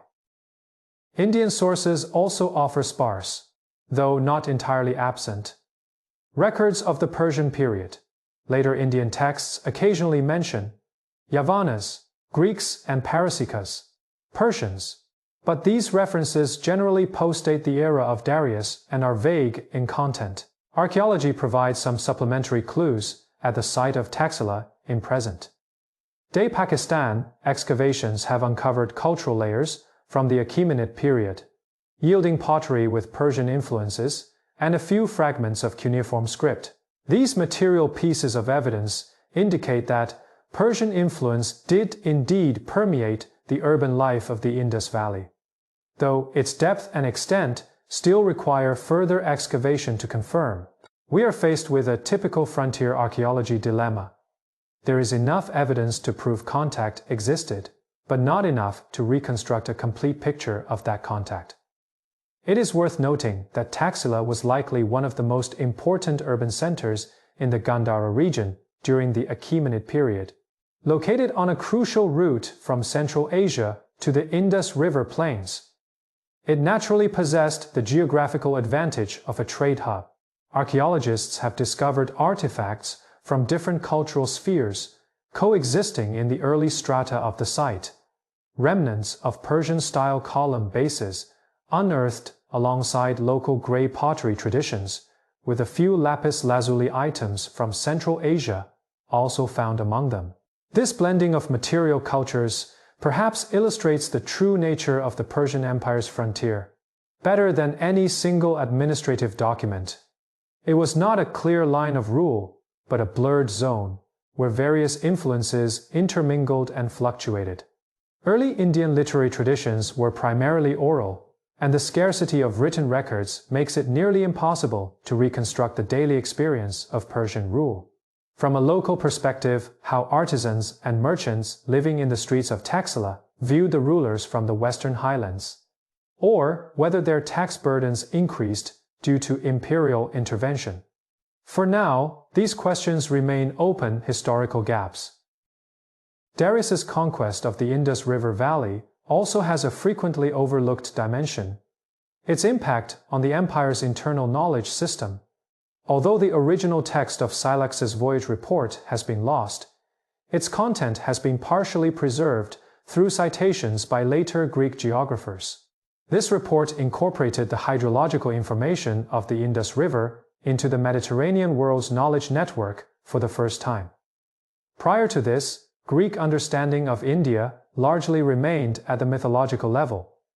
Afterward, the Indus River entered the realm of Greek geography as at least a navigable, real river. The Persian Empire played a crucial intermediary role in this transmission of knowledge, it was the empire's administrative network and transportation infrastructure that enabled a Carian to travel from Gandhara to Egypt via waterways and bring his observations back to the Mediterranean world. The empire was not merely a collection of territories, but also an infrastructure for the flow of information. From the perspective of imperial governance, the establishment of the Indian province also reveals the flexibility and limitations of Darius's provincial system. The flexibility lies in the empire's ability to apply a highly adaptable model of indirect rule to frontier regions, with vastly different cultural and geographical conditions, without imposing an administrative structure identical to that of the core provinces. The limitation is that the cost of this flexibility is a dilution of control. When crises arise in the imperial center, frontier provinces are often the first to break away. In fact, less than a century after Darius's death, records from the time of Alexander's eastern campaigns indicate that Persian administrative presence in the Indus River Valley had become extremely weak, with local power structures largely reverting to their pre-Persian conquest state. The existence of a province on the tax register and its existence in reality can be two entirely different things. This lesson applies not only to the Persian Empire, but also to all subsequent large political entities that have attempted to extend administrative rationality beyond ecological limits.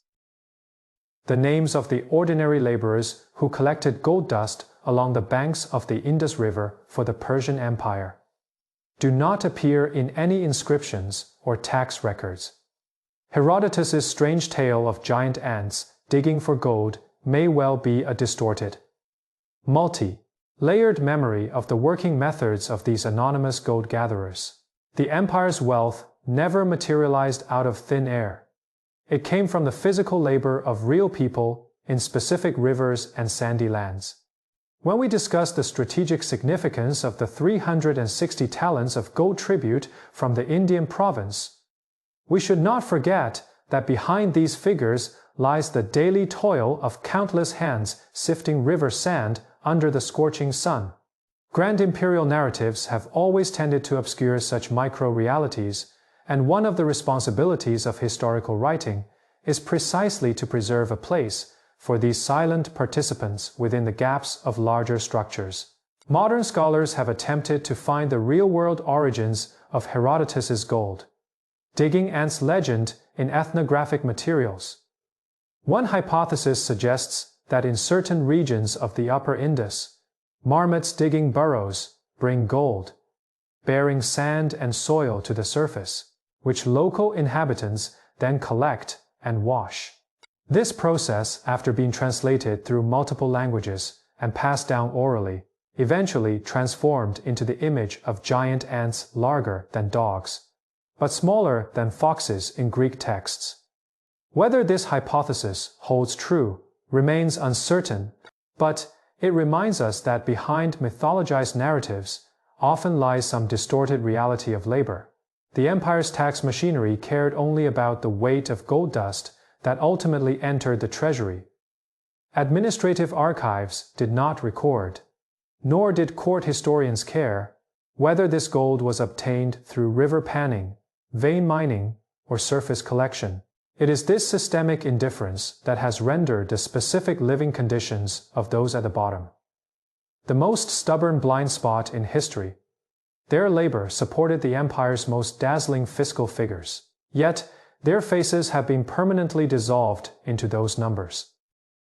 Darius's eastern campaign pushed the empire's boundary to the Indus River, a frontier that remained largely unchanged for nearly 2 centuries until Alexander's Macedonian army arrived in the same region along almost the same route.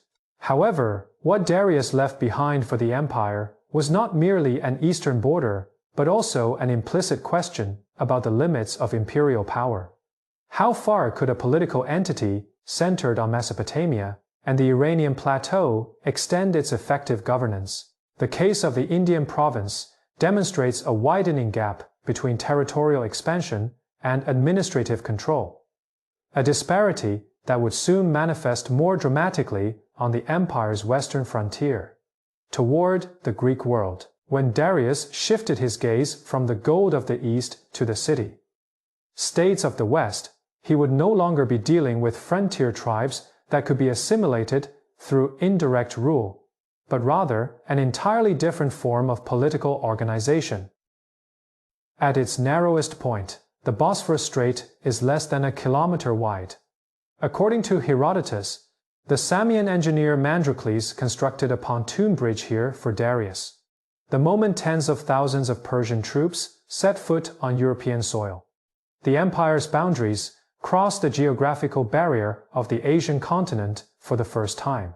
Standing on the European side of the strait, Darius no longer faced the familiar provincial cities and irrigated plains, but an endless expanse of grassland stretching northward. This steppe had no walls to besiege, no granaries to seize, and no royal palaces to occupy. He may not have fully understood that the logic of warfare, followed by the opponents he was about to face, was fundamentally different from that of all the civilizations the empire had previously conquered.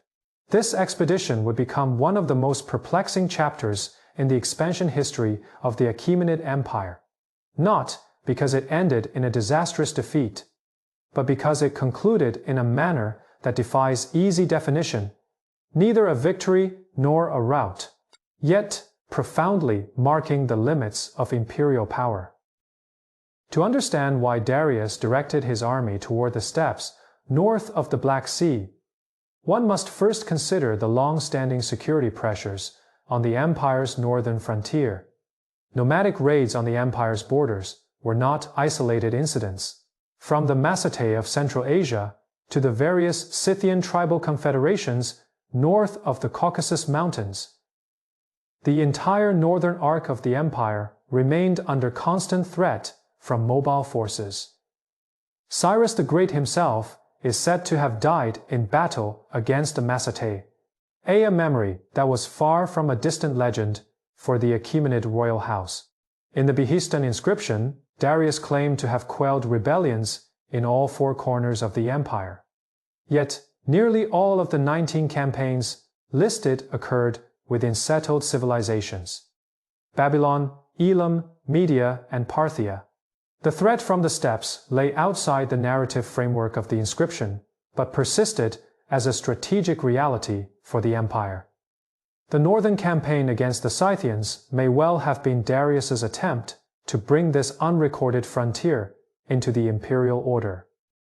However, our understanding of this expedition relies almost entirely on Herodotus's account, which was written more than half a century after the events took place.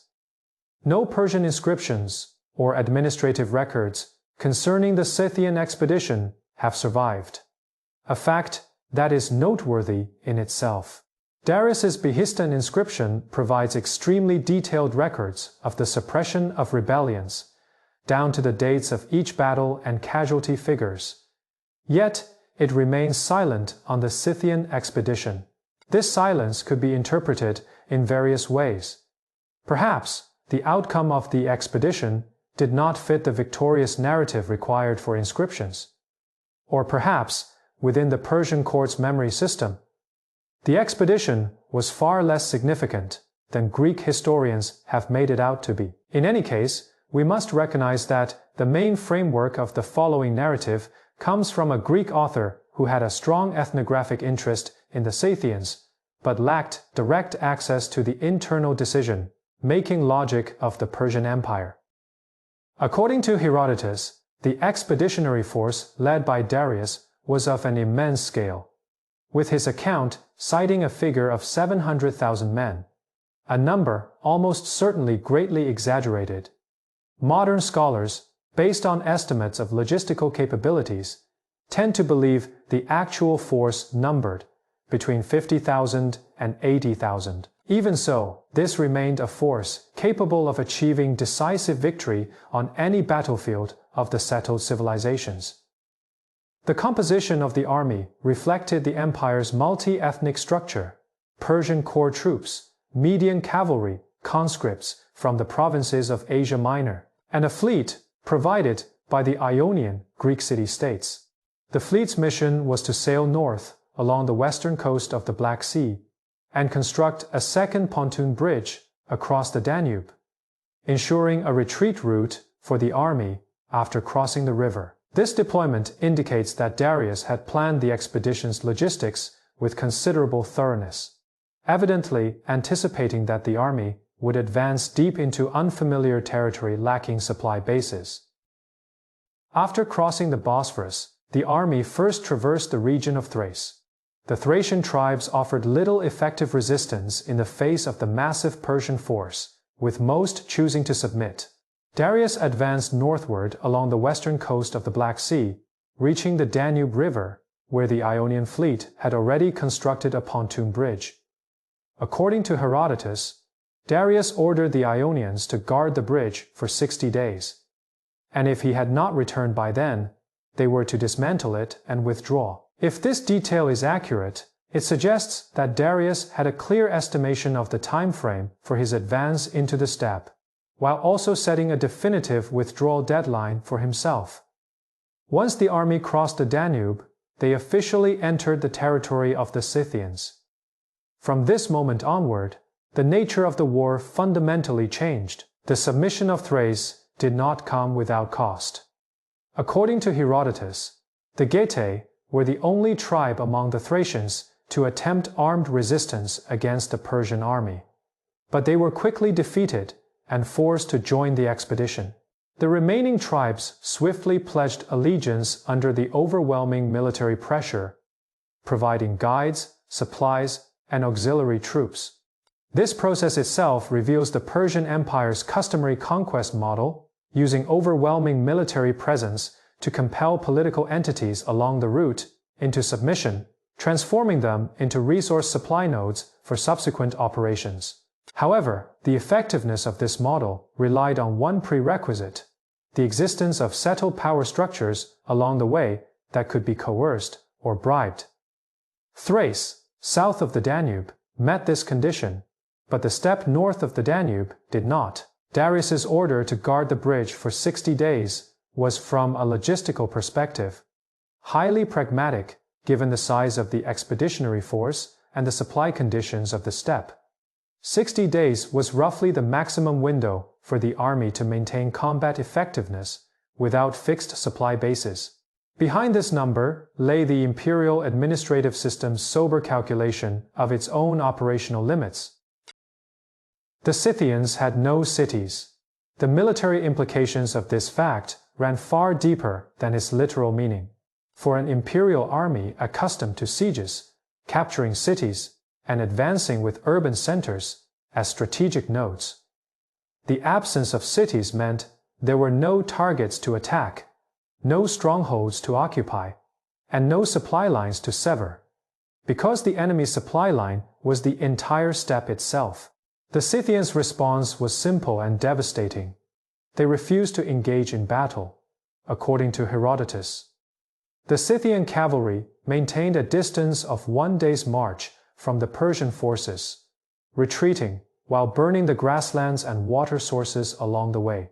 They moved their livestock and families northward, leaving behind nothing but scorched earth for their pursuers. The deeper the Persian army advanced into the steppe, the longer their supply lines stretched, and ahead lay only an empty horizon. Herodotus records a famous diplomatic episode. The Scythian king Idanthyrsus sent envoys to Darius with a bird, a mouse, a frog, and 5 arrows. The Persians were divided in their interpretation of this gift. Gobryas, one of Darius's advisors, saw it as a threat. Unless you become birds and fly into the sky, mice and burrow into the ground, or frogs and leap into the water, you will be struck down by these arrows. Whether this story actually occurred cannot be verified. However, it precisely captures the core dilemma of the war. The Persian army could not force an unwilling opponent to engage in a decisive battle. All the empire's military advantages, well-trained infantry phalanxes, a massive logistical system, and the ability to coordinate multiple branches of the military were rendered useless on a battlefield with no fixed targets. This was not a matter of strength, but of paradigm.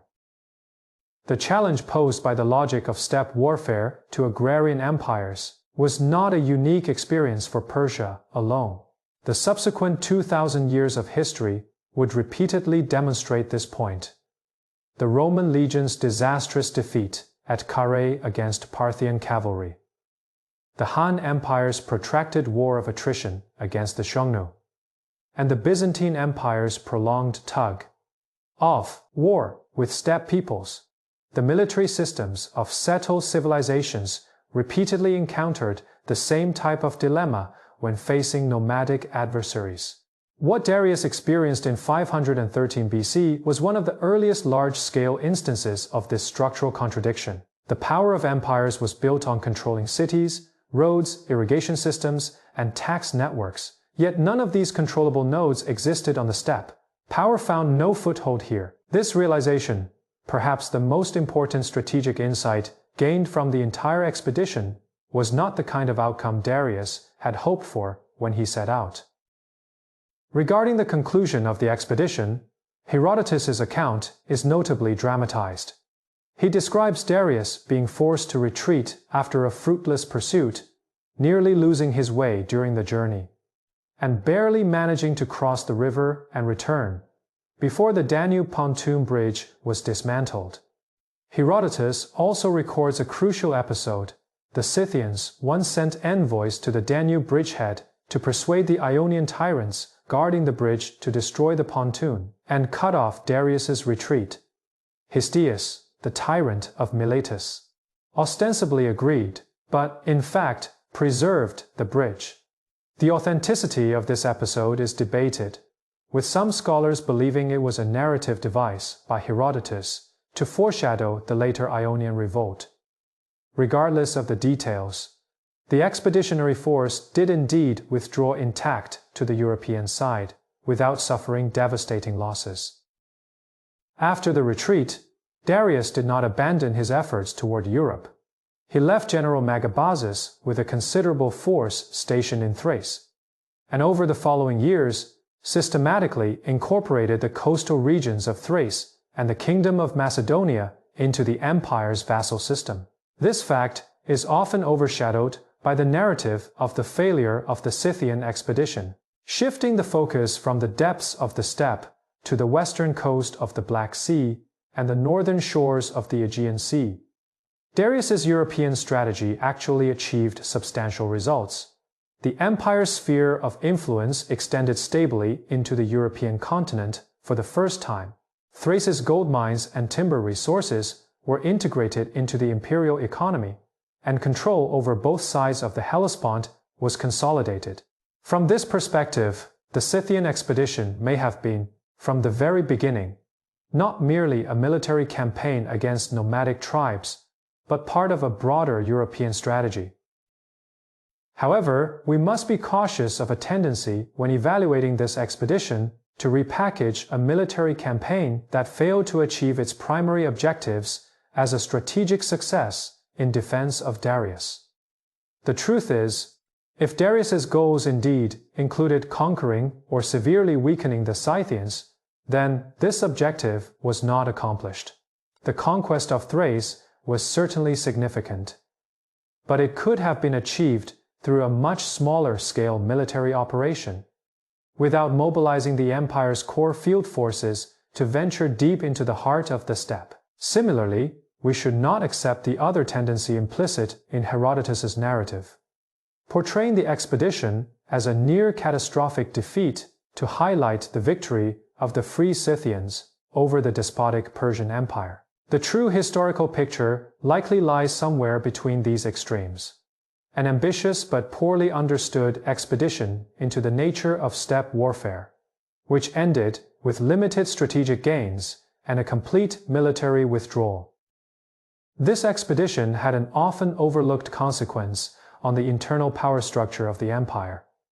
The Ionian tyrants guarding the bridge played a crucial role in the campaign, and their loyalty was directly tied to the survival of Darius and the entire army. This meant that the empire's model of control over the Greek city-states in Asia Minor, indirect rule through the support of local tyrants, was put to an extreme test during this expedition. Histiaeus is said to have preserved the pontoon bridge, earning Darius's trust and additional territorial rewards. However, this dependency was inherently fragile. The loyalty of the tyrants was built on an exchange of interests rather than institutional constraints, meaning it could easily dissolve once the balance of interests shifted. In fact, less than 2 decades later, these very Ionian city-states launched a large-scale rebellion that shook the empire's western frontier. The structural dependence of the empire on its Greek vassals, exposed during the Scythian expedition, laid the groundwork for the later crisis.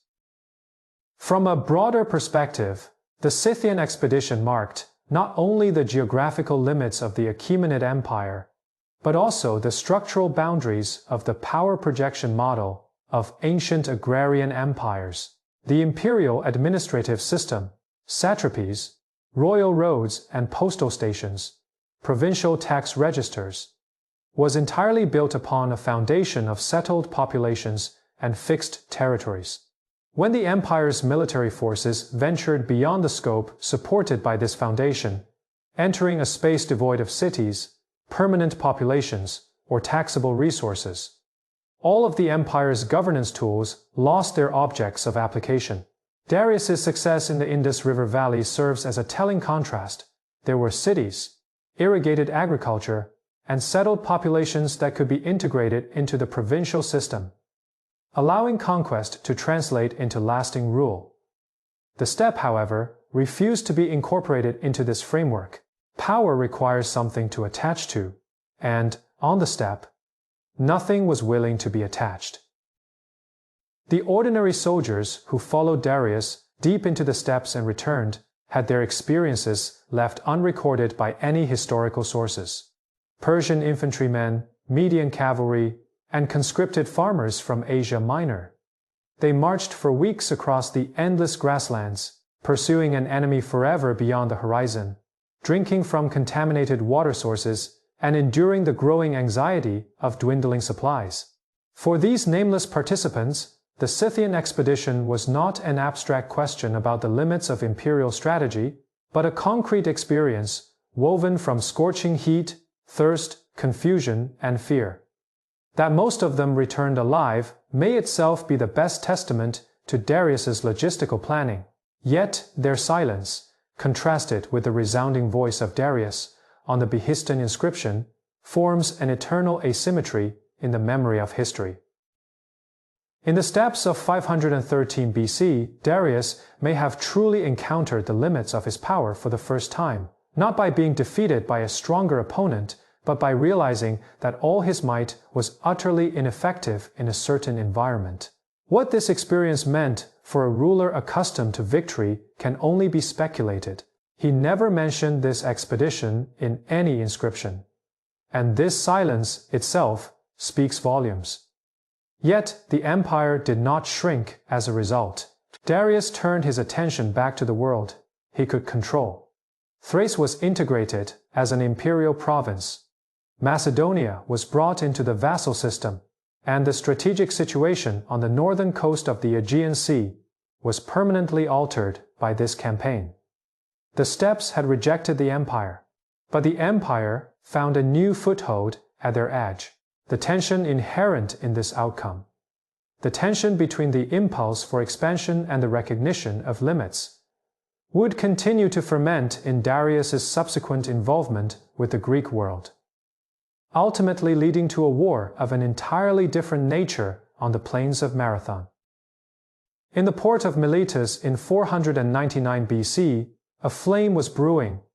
Aristagoras, the tyrant of this wealthiest Greek city, state on the western coast of Asia Minor, had just escaped from a failed military adventure. He had persuaded the Persian satrap Artaphorus to launch an expedition against the island of Naxos, only to suffer a disastrous defeat. As the initiator of the plan, he was about to face accountability from the Persian authorities. At this critical moment, Aristogoras made a decision that would reshape the political landscape of the entire eastern Mediterranean. He renounced his title as tyrant and instead called upon the Ionian city-states to rise in rebellion against Persian rule. According to Herodotus, this decision was driven less by a belief in freedom and more by a calculated concern for his own safety. One man's political gamble ignited a fire that would spread across the entire western frontier of the empire. To understand why this uprising erupted, one must examine the true situation of the Greek city-states in Asia Minor under Darius's rule. The Persian Empire's control over Ionia was not merely military oppression. Darius continued the practice established since Cyrus, managing these city-states by supporting local tyrants as proxies. The tyrants answered to the satrap in Sardis, who in turn reported to the royal court in Susa. The city-states were required to pay tribute and provide ships and troops during wartime. Yet their internal affairs were largely handled by local elites. This system operated for decades and was not without efficiency. However, its fundamental contradiction lay in the fact that the tyrant's power derived from Persian support, rather than authorization by the citizens of the city-states. Meaning any dissatisfaction with the tyrants could quickly transform into a challenge to Persian suzerainty. When Aristogoras voluntarily dismantled his own tyranny, he effectively dismantled the entire proxy structure Persia had established in Miletus. Here, the narrative must pause to examine the sources we rely on. The most complete surviving account of the Ionian Revolt comes from Herodotus's Phaehistories, Phae books V and V. Herodotus himself was born in Halicarnassus in Asia Minor, not far from the events, and wrote only a generation or two after the revolt, giving him potential access to oral memories from the descendants of those involved. Yet his narrative framework remains centered on the Greek city-states, with the Persian decision-making processes, administrative responses, and internal discussions almost entirely absent. Persian administrative records, such as the Persepolis fortification tablets, while confirming details of the empire's provincial administration in the west, have left almost no direct surviving documentation of the revolt itself. This means our understanding of the conflict is from the outset built upon one-sided testimony. This is not a bias that can be easily corrected, but a structural limitation that runs through the entire narrative. Aristogoras was well aware that the strength of the Ionian city-states alone was insufficient to confront the empire, and he needed assistance from mainland Greece. According to Herodotus, he first sought aid in Sparta, but was refused by King Cleomenes. It is said that, when Aristogoras displayed a map illustrating the 3-month journey from the coast to Susa, the Spartans immediately lost interest. This detail may have been embellished by Herodotus's literary touch, but the message it conveys is true. Sparta lacked strategic motivation for adventures far from the Peloponnese. Subsequently, Aristogoras turned to Athens. At that time, Athens had just undergone the reforms of Cleisthenes, with its democratic system newly established. The decision-making mechanism of the citizen assembly made it easier for inflammatory speeches to translate into concrete actions. Athens eventually agreed to send 20 warships. Herodotus left a famous remark on this. These ships were the beginning of calamities between the Greeks and the barbarians. In 498 BC, the rebel forces achieved a stunning military success. With the support of reinforcements from Athens and Eretria, the Ionian coalition launched a surprise land assault on Sardis, the seat of the Persian satrapy in Asia Minor. The city fell, and a great fire spread, destroying numerous buildings, including the local temple of the goddess Cybele, according to Herodotus. This conflagration was later regarded by the Persians as an act of sacrilege. By the Greeks, becoming one of the key justifications for Darius's subsequent punitive expedition against Athens. However, the fall of Sardis was short-lived. The Persian garrison retreated to the citadel, reinforcements quickly gathered, and the rebel forces suffered heavy losses when intercepted by Persian cavalry near Ephesus during their retreat. Following this setback, the Athenians withdrew all their ships and never again provided any military support to Ionia. 20 ships came and went, but the political repercussions of their involvement would simmer for decades. After the Sardis incident, the scale of the rebellion expanded for a time. According to Herodotus, the revolt spread to the shores of the Hellespont, the region of Caria, and even as far as the island of Cyprus. This diffusion indicated that dissatisfaction with Persian rule was not an isolated sentiment confined to Miletus alone, but rather a structural tension shared by multiple regions along the empire's western frontier. However, the expansion of the rebellion also exposed its most fatal weakness: the lack of unified command. Each city-state fought independently, with no joint military command system, no common strategic objectives, and not even stable logistical coordination. Aristagoras himself left Miletus for Thrace shortly after the rebellion expanded, where, according to Herodotus, he died in a conflict with local tribes. The fact that the initiator of the rebellion exited the stage before the uprising had even concluded speaks volumes about the low level of organization within the movement. Darius's response to the uprising is imbued with dramatic personal flair in Herodotus's account. According to the records, when Darius learned of the burning of Sardis, he did not show excessive anger toward the Ionians, whose rebellion he believed would ultimately be suppressed, but instead inquired, "Who are the Athenians?" He then ordered a servant to remind him 3 times before each dinner, "Sire, remember the Athenians." This story is almost certainly a literary embellishment, yet the political logic it points to is not fabricated. A distant Greek city-state on the mainland, daring to intervene in the empire's internal affairs, constituted a provocation in Persian political perception that demanded a response. Perhaps what truly concerned Darius was not the military damage caused by 20 ships, but the challenge to order represented by such intervention. The military counterattack of the Persian Empire was systematic rather than impulsive retaliation. Darius mobilized forces from multiple provinces of the empire, with several generals advancing separately. In Cyprus, Persian troops collaborated with the Phoenician fleet, regaining control of the entire island within about a year. In Caria, the Persian general Doriscus defeated local resistance forces after several engagements along the coasts of the Hellespont and the Propontis. Persian forces recaptured rebellious cities one by one.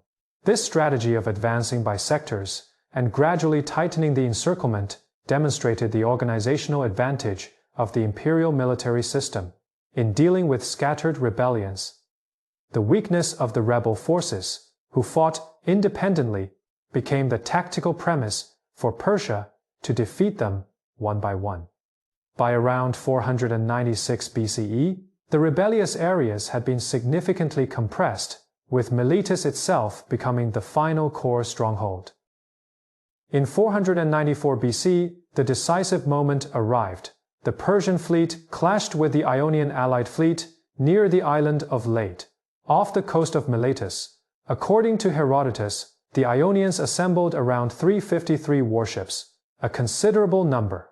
But internal divisions within the alliance were evident even before the battle began. The Samian fleet withdrew early in the engagement, followed by ships from Lesbos and other city-states abandoning the formation.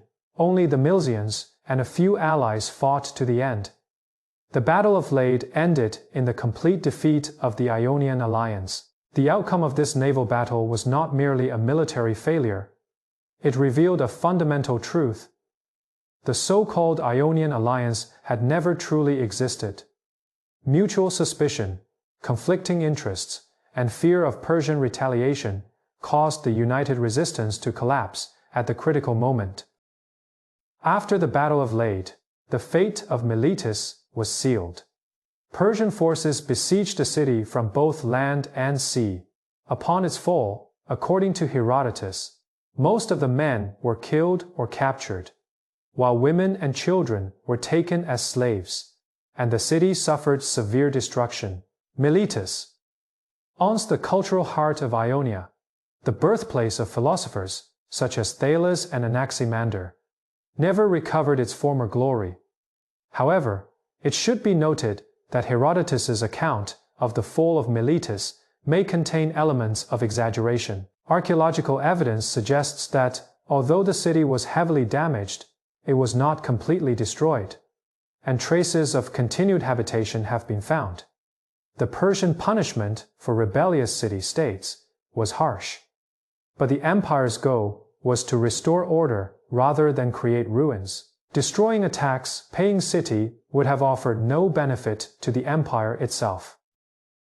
After the suppression of the revolt, Darius's approach to handling Ionia deserves particular attention, as it reveals a pragmatic aspect of the empire's governance logic.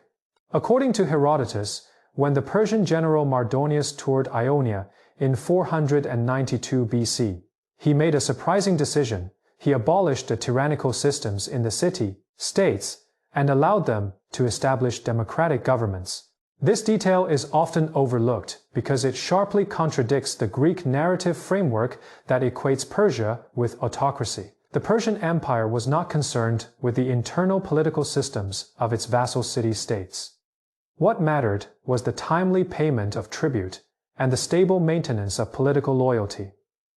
If democracy could better ensure these 2 points than tyranny, the empire was entirely willing to accept it. This flexibility in governance is precisely the Persian characteristic that the Greek narrative framework struggles to accommodate. At the same time, Darius ordered a resurvey of the lands of the Ionian city-states and reassessed the tribute quotas accordingly. Herodotus acknowledged that the new tax rates did not differ significantly from the previous ones, indicating that Persia's earlier taxation standards were not inherently unreasonable. The empire also established a compulsory arbitration mechanism among the city-states, requiring them to resolve disputes through legal means rather than force. The overall direction of these measures was clear: to eliminate institutional friction that could lead to rebellion while maintaining the empire's effective control over the region. From the perspective of Persian administrative logic, the lesson of the Ionian Revolt was not that Greeks could not be trusted, but that the proxy system needed adjustment. The empire's response was not to intensify oppression, but to improve governance. This stands in intriguing contrast to the image of an Eastern tyrant depicted by Greek historians who swore revenge in anger. However, if we shift our perspective from imperial administration to the broader historical process, the significance of the Ionian Revolt far exceeds the suppression and aftermath of a local rebellion. The 20 ships dispatched by Athens, though militarily insignificant, achieved an irreversible political transgression. A mainland Greek city-state directly intervened in the internal affairs of the Persian Empire. From Darius's perspective, this constituted an infringement on imperial sovereignty, requiring a punitive response. From Athens's perspective, aiding a fellow Greek city-state in resisting foreign rule was justified, though this sense of shared identity was not firmly established before the revolt. It was precisely the revolt itself and the subsequent Persian retaliation that gradually pushed the scattered Greek city-states toward a common sense of identity. It is reasonable to argue that before 499 BCE, there was no clear civilizational fault line between Greeks and Persians. This line was forged through conflict. The formation of this civilizational rupture was further solidified in later historical writings. Herodotus positioned the Ionian Revolt as the prelude to the Greco-Persian Wars, framing the entire conflict within the narrative of freedom versus enslavement. This framework possessed powerful rhetorical force, endowing battles like Marathon and Salamis with civilizational significance that transcended mere military outcomes. However, it simultaneously obscured numerous facts that did not fit the framework. The deep divisions within the Ionian city states, the Samians' desertion at the Battle of Lade, Persia's tolerant governance of Ionia after the war, and the fact that many Greek city-states chose to side with Persia throughout the conflict. When we use the framework of Eastern despotism versus Western freedom to understand this history, we are essentially substituting historical analysis with the political rhetoric of 5th century BCE Athens. This does not mean Herodotus's account lacks value, but rather that we must always remain aware that what we see is a mirror polished from a specific angle. The suppression of the Ionian Revolt inevitably drew Darius's gaze beyond the Aegean Sea toward mainland Greece. The flames of Sardis, the intervention of Athens, and the exposed vulnerability of the empire's western frontier together formed a strategic issue that demanded a response.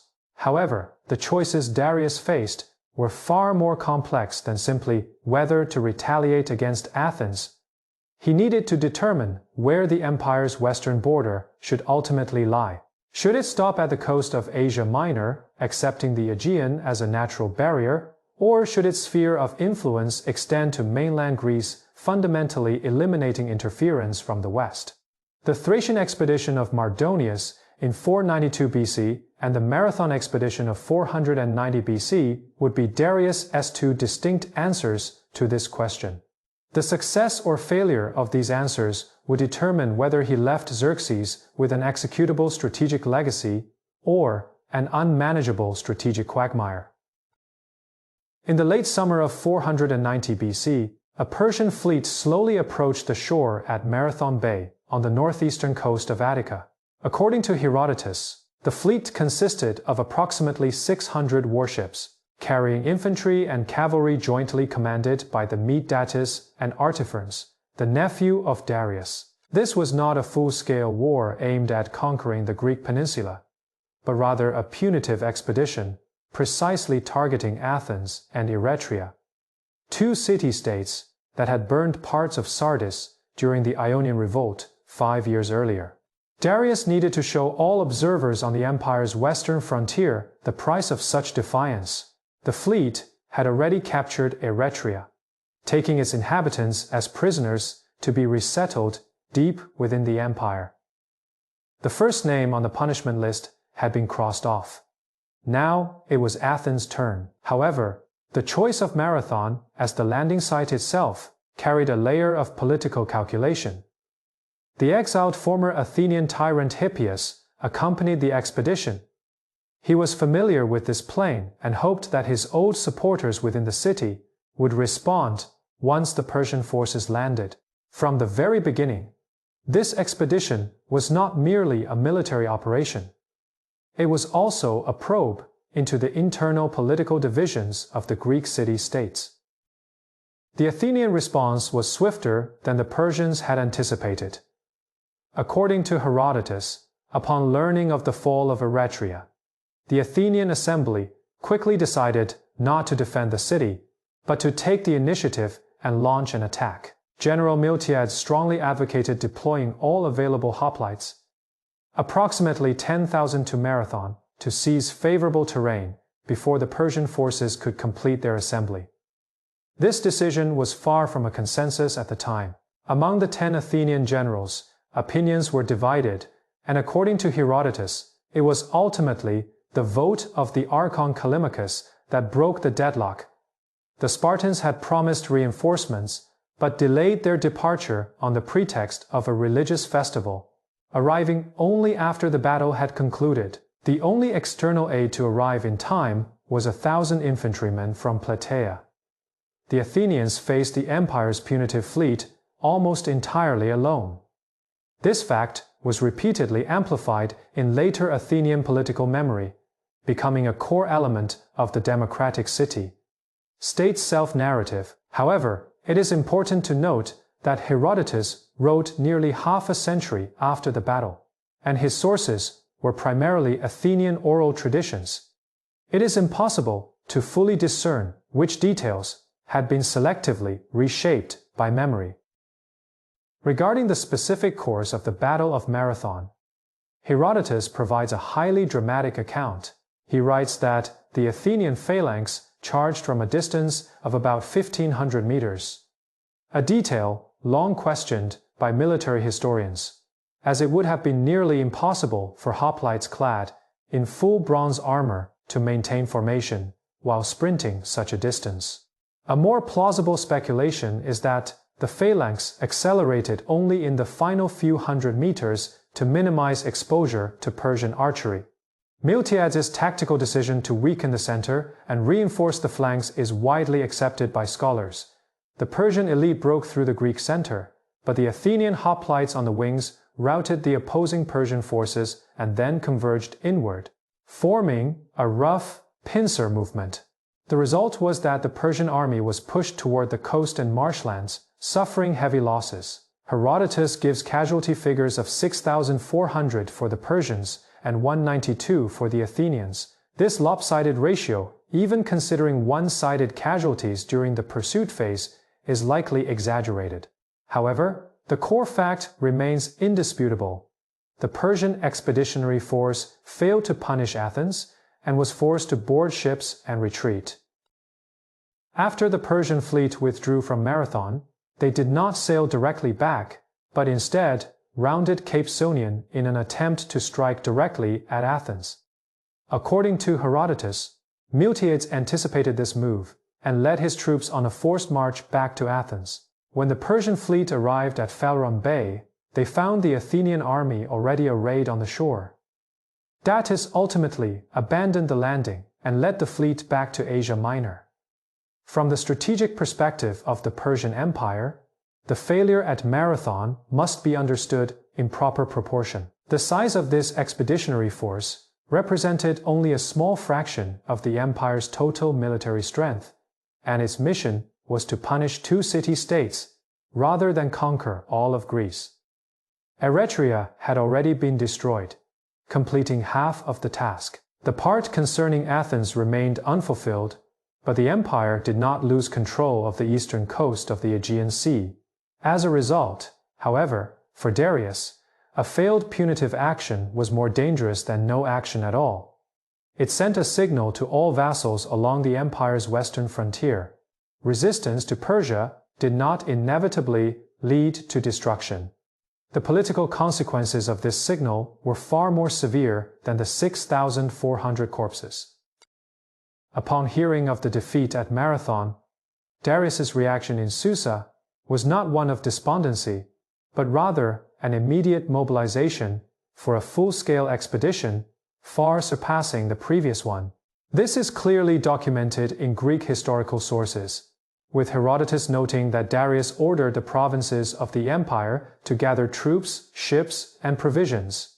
Preparing to lead the Western campaign personally, we must pause the narrative here to examine a methodological issue. Our information about Darius's decisions in his later years relies almost entirely on Greek texts. The Behistun inscription records his early reign, while the Persepolis fortification tablets primarily concern administrative and economic matters. As for whether Darius left behind any inscriptions or decrees after Marathon, no physical evidence has survived to date. This means that our understanding of his political judgments and psychological state in his final 4 years has almost entirely been filtered through Greek narrators. The image of Darius, as portrayed by Herodotus, angry over the defeat at Marathon and eagerly preparing for revenge, may be accurate, but it could also be the result of Greeks projecting their own fears onto the Persian monarch. While Darius was preparing for his second expedition, the administrative machinery in the eastern part of the empire continued to operate. Clay tablets from the Persian fortress archives, dating to this period, reveal that the allocation of supplies, labor distribution, and provisioning of relay stations between Susa and Persepolis proceeded as usual. The empire did not descend into chaos due to a single setback on its western front. These administrative records remind us that the empire under Darius I's rule remained the largest and most complex political organization in the ancient world during the 490s BCE. From the Indus River to Egypt, and from the fringes of the Central Asian steppes to the eastern shores of the Aegean Sea, the taxation, garrisons, and judicial systems of dozens of provinces continued to function within the framework of the satrapy system. In the daily administrative perspective of the empire, Marathon might have been seen merely as a localized error on the western frontier that needed correction. However, the sheer size of the empire was also a burden. Maintaining the administrative operation of such a vast territory required continuous resource investment, and unrest in any frontier region could disrupt the balance of the entire system. Darius was about to discover that he could not simultaneously address challenges from all directions. In 487 or early 486 BC, the exact timing varies by about a year in historical records. A rebellion erupted in Egypt. This was the first large-scale revolt in Egypt during Darius's reign. As his governance of Egypt had previously been considered relatively successful. He completed the canal connecting the Nile to the Red Sea, respected the Egyptian temple system, and even referred to himself with traditional pharaonic titles in local inscriptions. The specific causes of the Egyptian rebellion are vaguely documented in surviving historical sources. Herodotus only briefly mentions the event without detailing its origins. Modern scholars speculate that the large-scale conscription and requisition of supplies for the expedition against Greece may have increased the burden on the Egyptian province, serving as a direct trigger for the rebellion. However, this hypothesis lacks direct documentary support. Regardless of the cause, the Egyptian rebellion forced Darius to confront a harsh prioritization dilemma. Should he first suppress the rebellion in one of the empire's wealthiest provinces, or continue advancing the expedition against Greece? Egypt's grain production and strategic location made it unacceptable to ignore the rebellion, but delaying the western expedition would mean giving Athens more time to prepare. Darius did not have time to make a final decision. In October or November of 486 BC, he passed away while preparing for the expedition, with the exact cause of his death not clearly recorded in ancient texts. Herodotus only briefly mentions his death without describing any illness or final moments. Ctesias' account is similarly vague and has long been questioned for its reliability. The fact that the death of a monarch who ruled the empire for 36 years is so sparsely documented in historical records is itself worthy of reflection.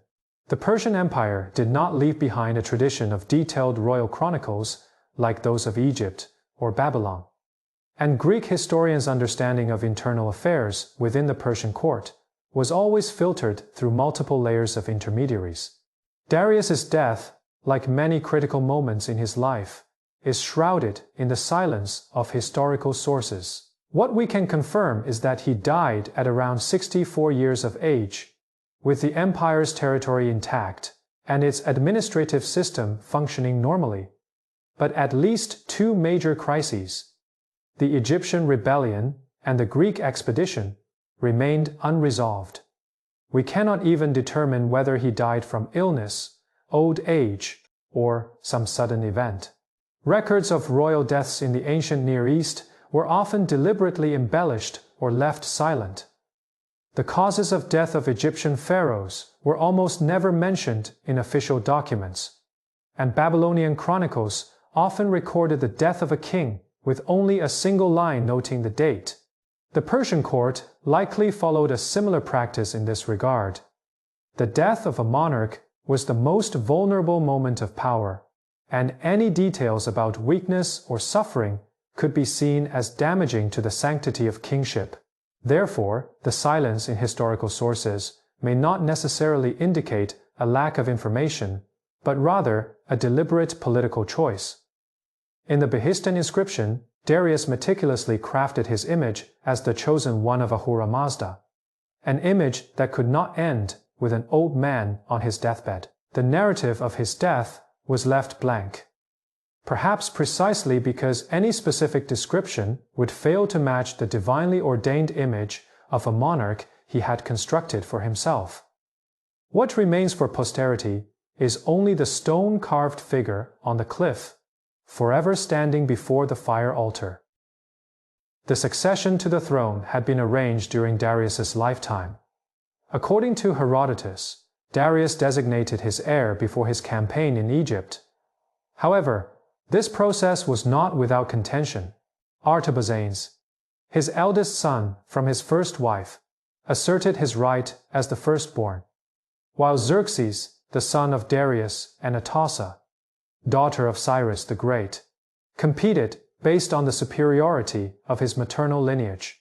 Herodotus attributes the final decision to the advice of Demaratus, the exiled former king of Sparta at the Persian court, claiming that he persuaded Darius to choose Xerxes by citing Spartan inheritance customs. The details of this story bear a distinct Greek narrative flavor, with a Spartan playing a decisive role in the Persian court's succession issue, precisely satisfying the Greek audience's imagination of their own cultural influence. The more likely reality is that Atossa's political influence in the court and the symbolic legitimacy carried by Cyrus's lineage were the key factors in Xerxes' victory. Atossa was not a passive figure in the harem. She was the daughter of the empire's founder, had lived through the reigns of Cambyses and the false Bardia, and possessed independent political resources and agency within the court's power network. Upon ascending the throne, Xerxes immediately confronted the dual legacy left by his father: a still functioning vast empire and two unfinished wars. He first led his army south to quell Egypt, then turned his attention to Greece, launching an unprecedented second expedition. In 480 BCE, Xerxes personally commanded a massive force across the Hellespont, advancing through Thermopylae, Salamis, and finally to Plataea. The scale and ambition of this expedition far surpassed the punitive actions of the Marathon era. In a sense, Xerxes was executing his father's unfinished plans, but he escalated them into a full-scale war between the empire and the Greek world. Whether this escalation aligned with Darius's original intentions remains uncertain. Darius may have only intended to complete the punishment of Athens and restore the empire's deterrence in the Aegean region, or he might have indeed envisioned a larger conquest. Regardless, the ultimate failure of Xerxes' expedition, particularly the devastating defeat at the Battle of Salamis, pushed a Western conflict sown in Darius's later years in a direction he himself likely never foresaw. Looking back at the final years of Darius at the moment of his death, we see an aging monarch struggling to maintain a delicate balance across multiple fronts.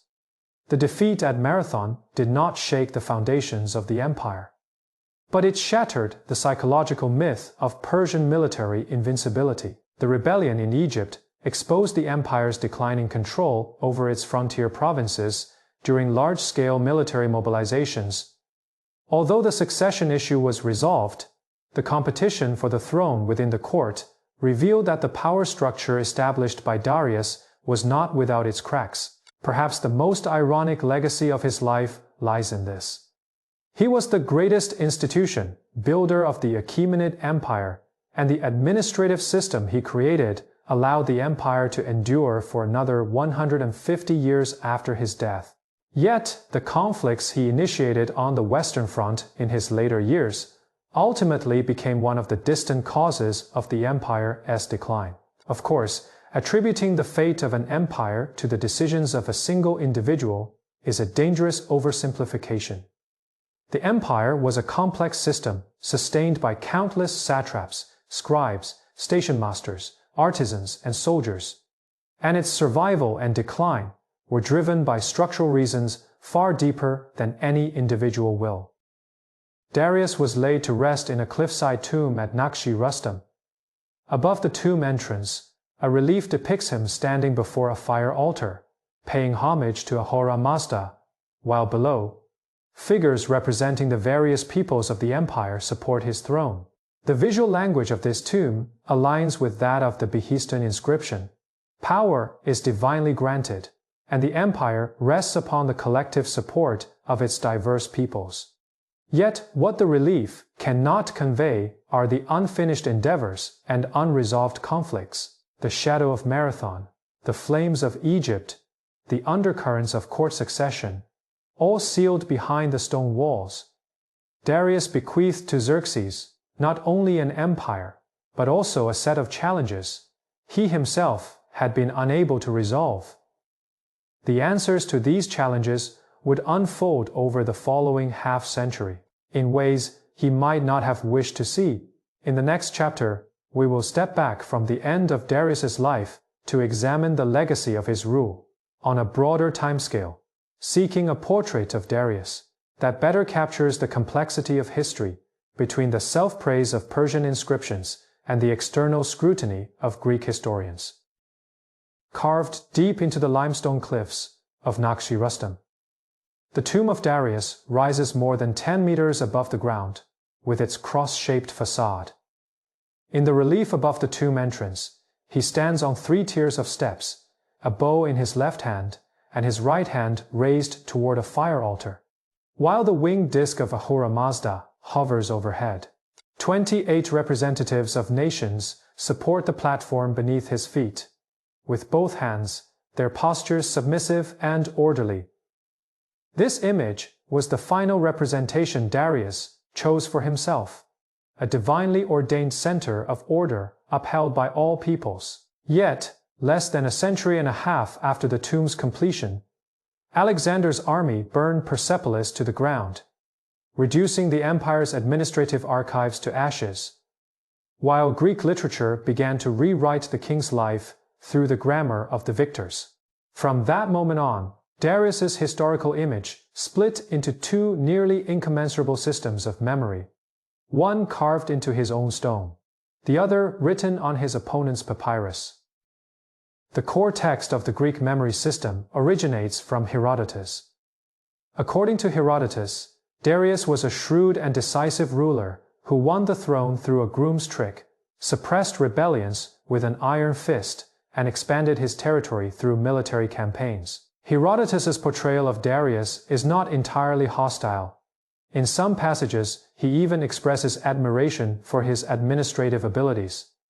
He meticulously recorded the tax lists of 20 provinces, which remain crucial materials for scholars reconstructing the empire's fiscal structure. However, Herodotus's narrative framework consistently uses the freedom of the Greek city-states as its reference point. All of Darius's actions are ultimately incorporated into the prelude logic of the Persian invasion. The Scythian expedition is depicted as a failure born of arrogance, the Ionian revolt as the awakening of free will, and Marathon as the decisive victory of civilization over barbarism. In this narrative, Darius's institutional building, religious policies, and practices of pluralistic governance are compressed into the background, with his primary role being that of the necessary antagonist in the stories of Greek heroes. Ctesias' account pushes this bias to an even more extreme direction.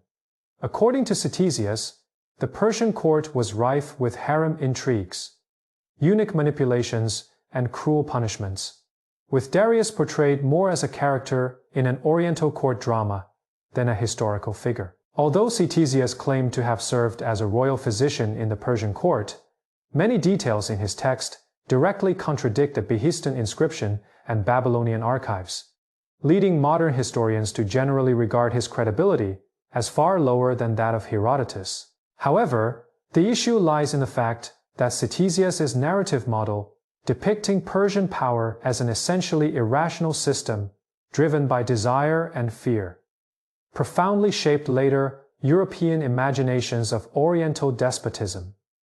From Aristotle to Montesquieu, this intellectual lineage spanned 2 millennia. with Darius consistently confined within this conceptual framework that he himself never participated in constructing. Persian memory systems present a completely different image of Darius. The Behistun inscription serves as the foundational text of this system. In the inscription, Darius repeatedly emphasizes three core concepts: truth, order, and the will of Ahura Mazda. He defines all his military actions as punishment for lies, uniformly labels rebels as liars, and equates the very existence of the empire with the earthly projection of cosmic order. This is not the self-aggrandizement of a conqueror, but a meticulously crafted theological, political discourse. The inscription is inscribed in three languages: Old Persian, Elamite, and Babylonian, each targeting different audiences with subtle variations in wording. For instance, the Babylonian version includes references to the god Marduk, which are absent in the Old Persian version.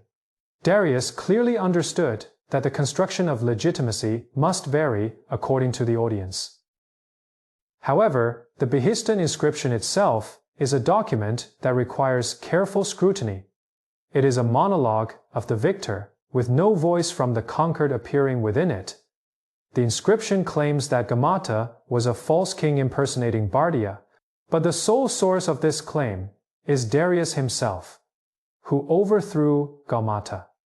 If Gaumata was indeed Bardia, the legitimate son of Cyrus, then Darius's coup was not a restoration of order, but a usurpation by a collateral branch against the main line. We cannot definitively verify either version. This is the fundamental dilemma of historical epistemology. When all surviving texts originate from the side of power, silence itself becomes the most crucial evidence. It marks the place where suppressed voices once existed. Modern scholars have attempted to infer Gaumata's true identity from indirect evidence. Some Babylonian commercial documents continue to date using the name Bardia during the reign of the so-called false king, showing no signs of confusion or interruption. This at least indicates that the Babylonian administrative system did not detect any identity substitution. Similarly, no abnormal records in Elamite archives suggest a crisis of legitimacy in the court. Of course, administrative continuity alone does not prove that Gaumata was the true Bardia. A successful impersonator could also maintain a facade of smooth transition. However, it does undermine the exclusive authority of the dramatic narrative in Darius's inscription. If the usurper's rule was so chaotic and deviated so far from the rightful path, why did the empire's busiest administrative centers show no reaction? Herodotus, while recounting Darius's official version, also expressed a subtle hesitation. He recorded different accounts circulating among the Persians, but ultimately refrained from passing judgment. This hesitation itself is noteworthy. It reminds us that even in ancient times, the truth of this history was not monolithic, but a narrative battlefield contested repeatedly by different interest groups. Beyond Greek texts and Persian inscriptions, a third category of historical sources provides irreplaceable fragments to this puzzle. The Persian fortress archives, tens of thousands of Elamite clay tablets unearthed at Persepolis, record the daily operations of the imperial administrative machinery, food rations, labor assignments, travel permits, and sacrificial allocations. These tablets contain no heroic narratives or theological declarations, only numbers, names, and dates. Yet, it is precisely these mundane administrative records that reveal an aspect of the empire, not captured by inscriptions or historical chronicles. A vast engineering system built by multi-ethnic laborers, a financial network that allocated resources to priests of different religions simultaneously, and an administrative structure that allowed women to serve as labor supervisors and receive independent compensation. These details do not align with the barbaric despotism portrayed in Greek narratives, nor do they fully match the divinely ordained order depicted in the inscriptions. Instead, they present a historical entity far more complex than any single text could encompass. The Babylonian archives offer another perspective.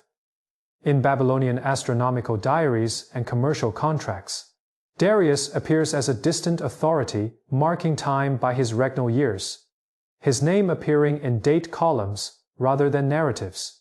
The Babylonians continue to use their own calendar, language, and commercial practices, with the empire's presence felt more through tax obligations and occasional military conscription than through cultural assimilation.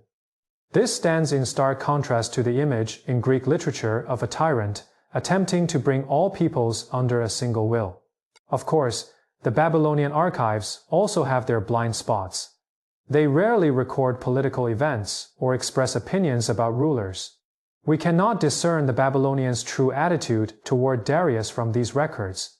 Only a continuity in daily life, which in itself may be the most honest indicator of the empire's governance. Placing these three historical source systems side by side, a methodological question emerges.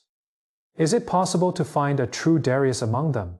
Perhaps not. Each set of texts serves its own social function. Inscriptions construct legitimacy. Greek historical writings shape identity, and administrative archives maintain institutional operations, with none aiming to faithfully record the past. What modern historians can do is not to choose a most reliable version among these texts, but to understand the production conditions and rhetorical strategies of each system, then seek the contours of history at their intersections and contradictions. The image of Darius does not reside in any single text, but in the field of tension among all of them. This realization itself may be more valuable than any specific conclusion about Darius. On a longer historical scale, Darius's institutional legacy proved far more enduring than his military achievements. The system of satrapies and governors was inherited almost intact by Alexander, then passed through the Seleucid Empire to the Parthians and Sasanian Persians. The principles behind the royal road and courier network found echoes in the highway systems of the Roman Empire. The governance concepts of standardized weights, measures, and taxation recurred across Eurasian empires for the next 2 millennia. Even the imperial self-expression seen in the Persepolis reliefs, integrating diverse peoples into a unified visual order, found distant parallels in the tribute of nations motifs on Roman triumphal arches and Han Dynasty stone carvings in China. Darius may not have been the originator of these institutions. Many can be traced back to Assyrian and Babylonian precedents, but he was the first ruler to integrate them into a coherent system and successfully implement it across 3 continents. However, evaluating institutional legacies also requires caution against one-sided narratives. While Darius's satrapy system provided administrative efficiency, it also contained inherent structural contradictions. The excessive power of satraps fostered centrifugal tendencies in the provinces, a problem that quickly surfaced after his death. Although his taxation system was standardized, the basis for determining tax amounts remains incompletely understood to this day. Scholars still debate whether the figures recorded by Herodotus reflect actual collections or theoretical quotas. The labor system revealed in the Persepolis fortification tablets, while including records of wage payments, leaves us uncertain about the degree of freedom these laborers enjoyed. The line between paid labor and compensation after forced conscription is often blurred in ancient administrative documents. Any assessment of Darius's institutional legacy must simultaneously accommodate these unresolved questions. In Persia's own cultural memory, the image of Darius has traversed a long and winding path of transmission. The Sasanian dynasty regarded the Achaemenid royal family as the distant ancestors of their legitimacy. Yet, their specific memory of Darius had become highly blurred. By the Islamic period, Ferdowsi's Shahnameh wove ancient Persian kings into a narrative blending myth and epic, where Darius held a far less prominent position than Cyrus. Interestingly, the modern Iranian nationalist movement rediscovered the Behistun inscription and the ruins of Persepolis, reshaping Darius into one of the founders of Iranian civilization. This process of reinvention is itself a phenomenon worthy of reflection. Each generation selects fragments from the past that serve their needs, piecing together historical images to meet contemporary demands. The legacy of Darius has never been a fixed entity, but rather a cultural process, constantly being renegotiated. The Egyptian laborers hauling stones at Persepolis, the Lydian craftsmen minting gold coins at Susa, the messengers sprinting along the royal roads, the merchants sealing contracts in the markets of Babylon. None of them left their names on any inscription, nor did they earn a single paragraph in any historical record. Yet, it was precisely the labor and obedience of these nameless individuals that sustained the daily functioning of the empire. Occasional glimpses of individual names in the Persian fortress archives, a female labor supervisor receiving rations, a Babylonian traveler granted passage, remind us that beneath the grand narrative of Darius's confrontations with the Greeks, there existed an everyday world composed of millions of ordinary lives.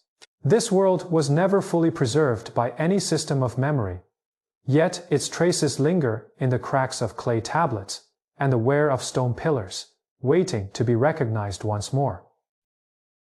In 486 BC, Darius died in Susa at the age of over 60. The empire he left behind stretched from the Indus River to the eastern coast of the Aegean Sea, and from the edges of the Central Asian steppes to the first cataract of the Nile. This empire would endure for another 150 years after him, witnessing Xerxes' expedition to Greece, the court politics of Artaxerxes, and finally, the crushing of its last resistance by Alexander's iron cavalry. Darius himself might have been puzzled by how he would be remembered by later generations. The inscriptions he meticulously carved lay buried in the sand for 2,000 years before being deciphered again, while the Greek writings he never read dominated the narrative about him for 20 centuries. Yet the fairness of history does not lie in giving everyone the correct evaluation, but in honestly presenting the boundaries between what we know and what we do not. About Darius, what we know is enough to form a complex and fascinating story. What we do not know ensures that this story remains forever open.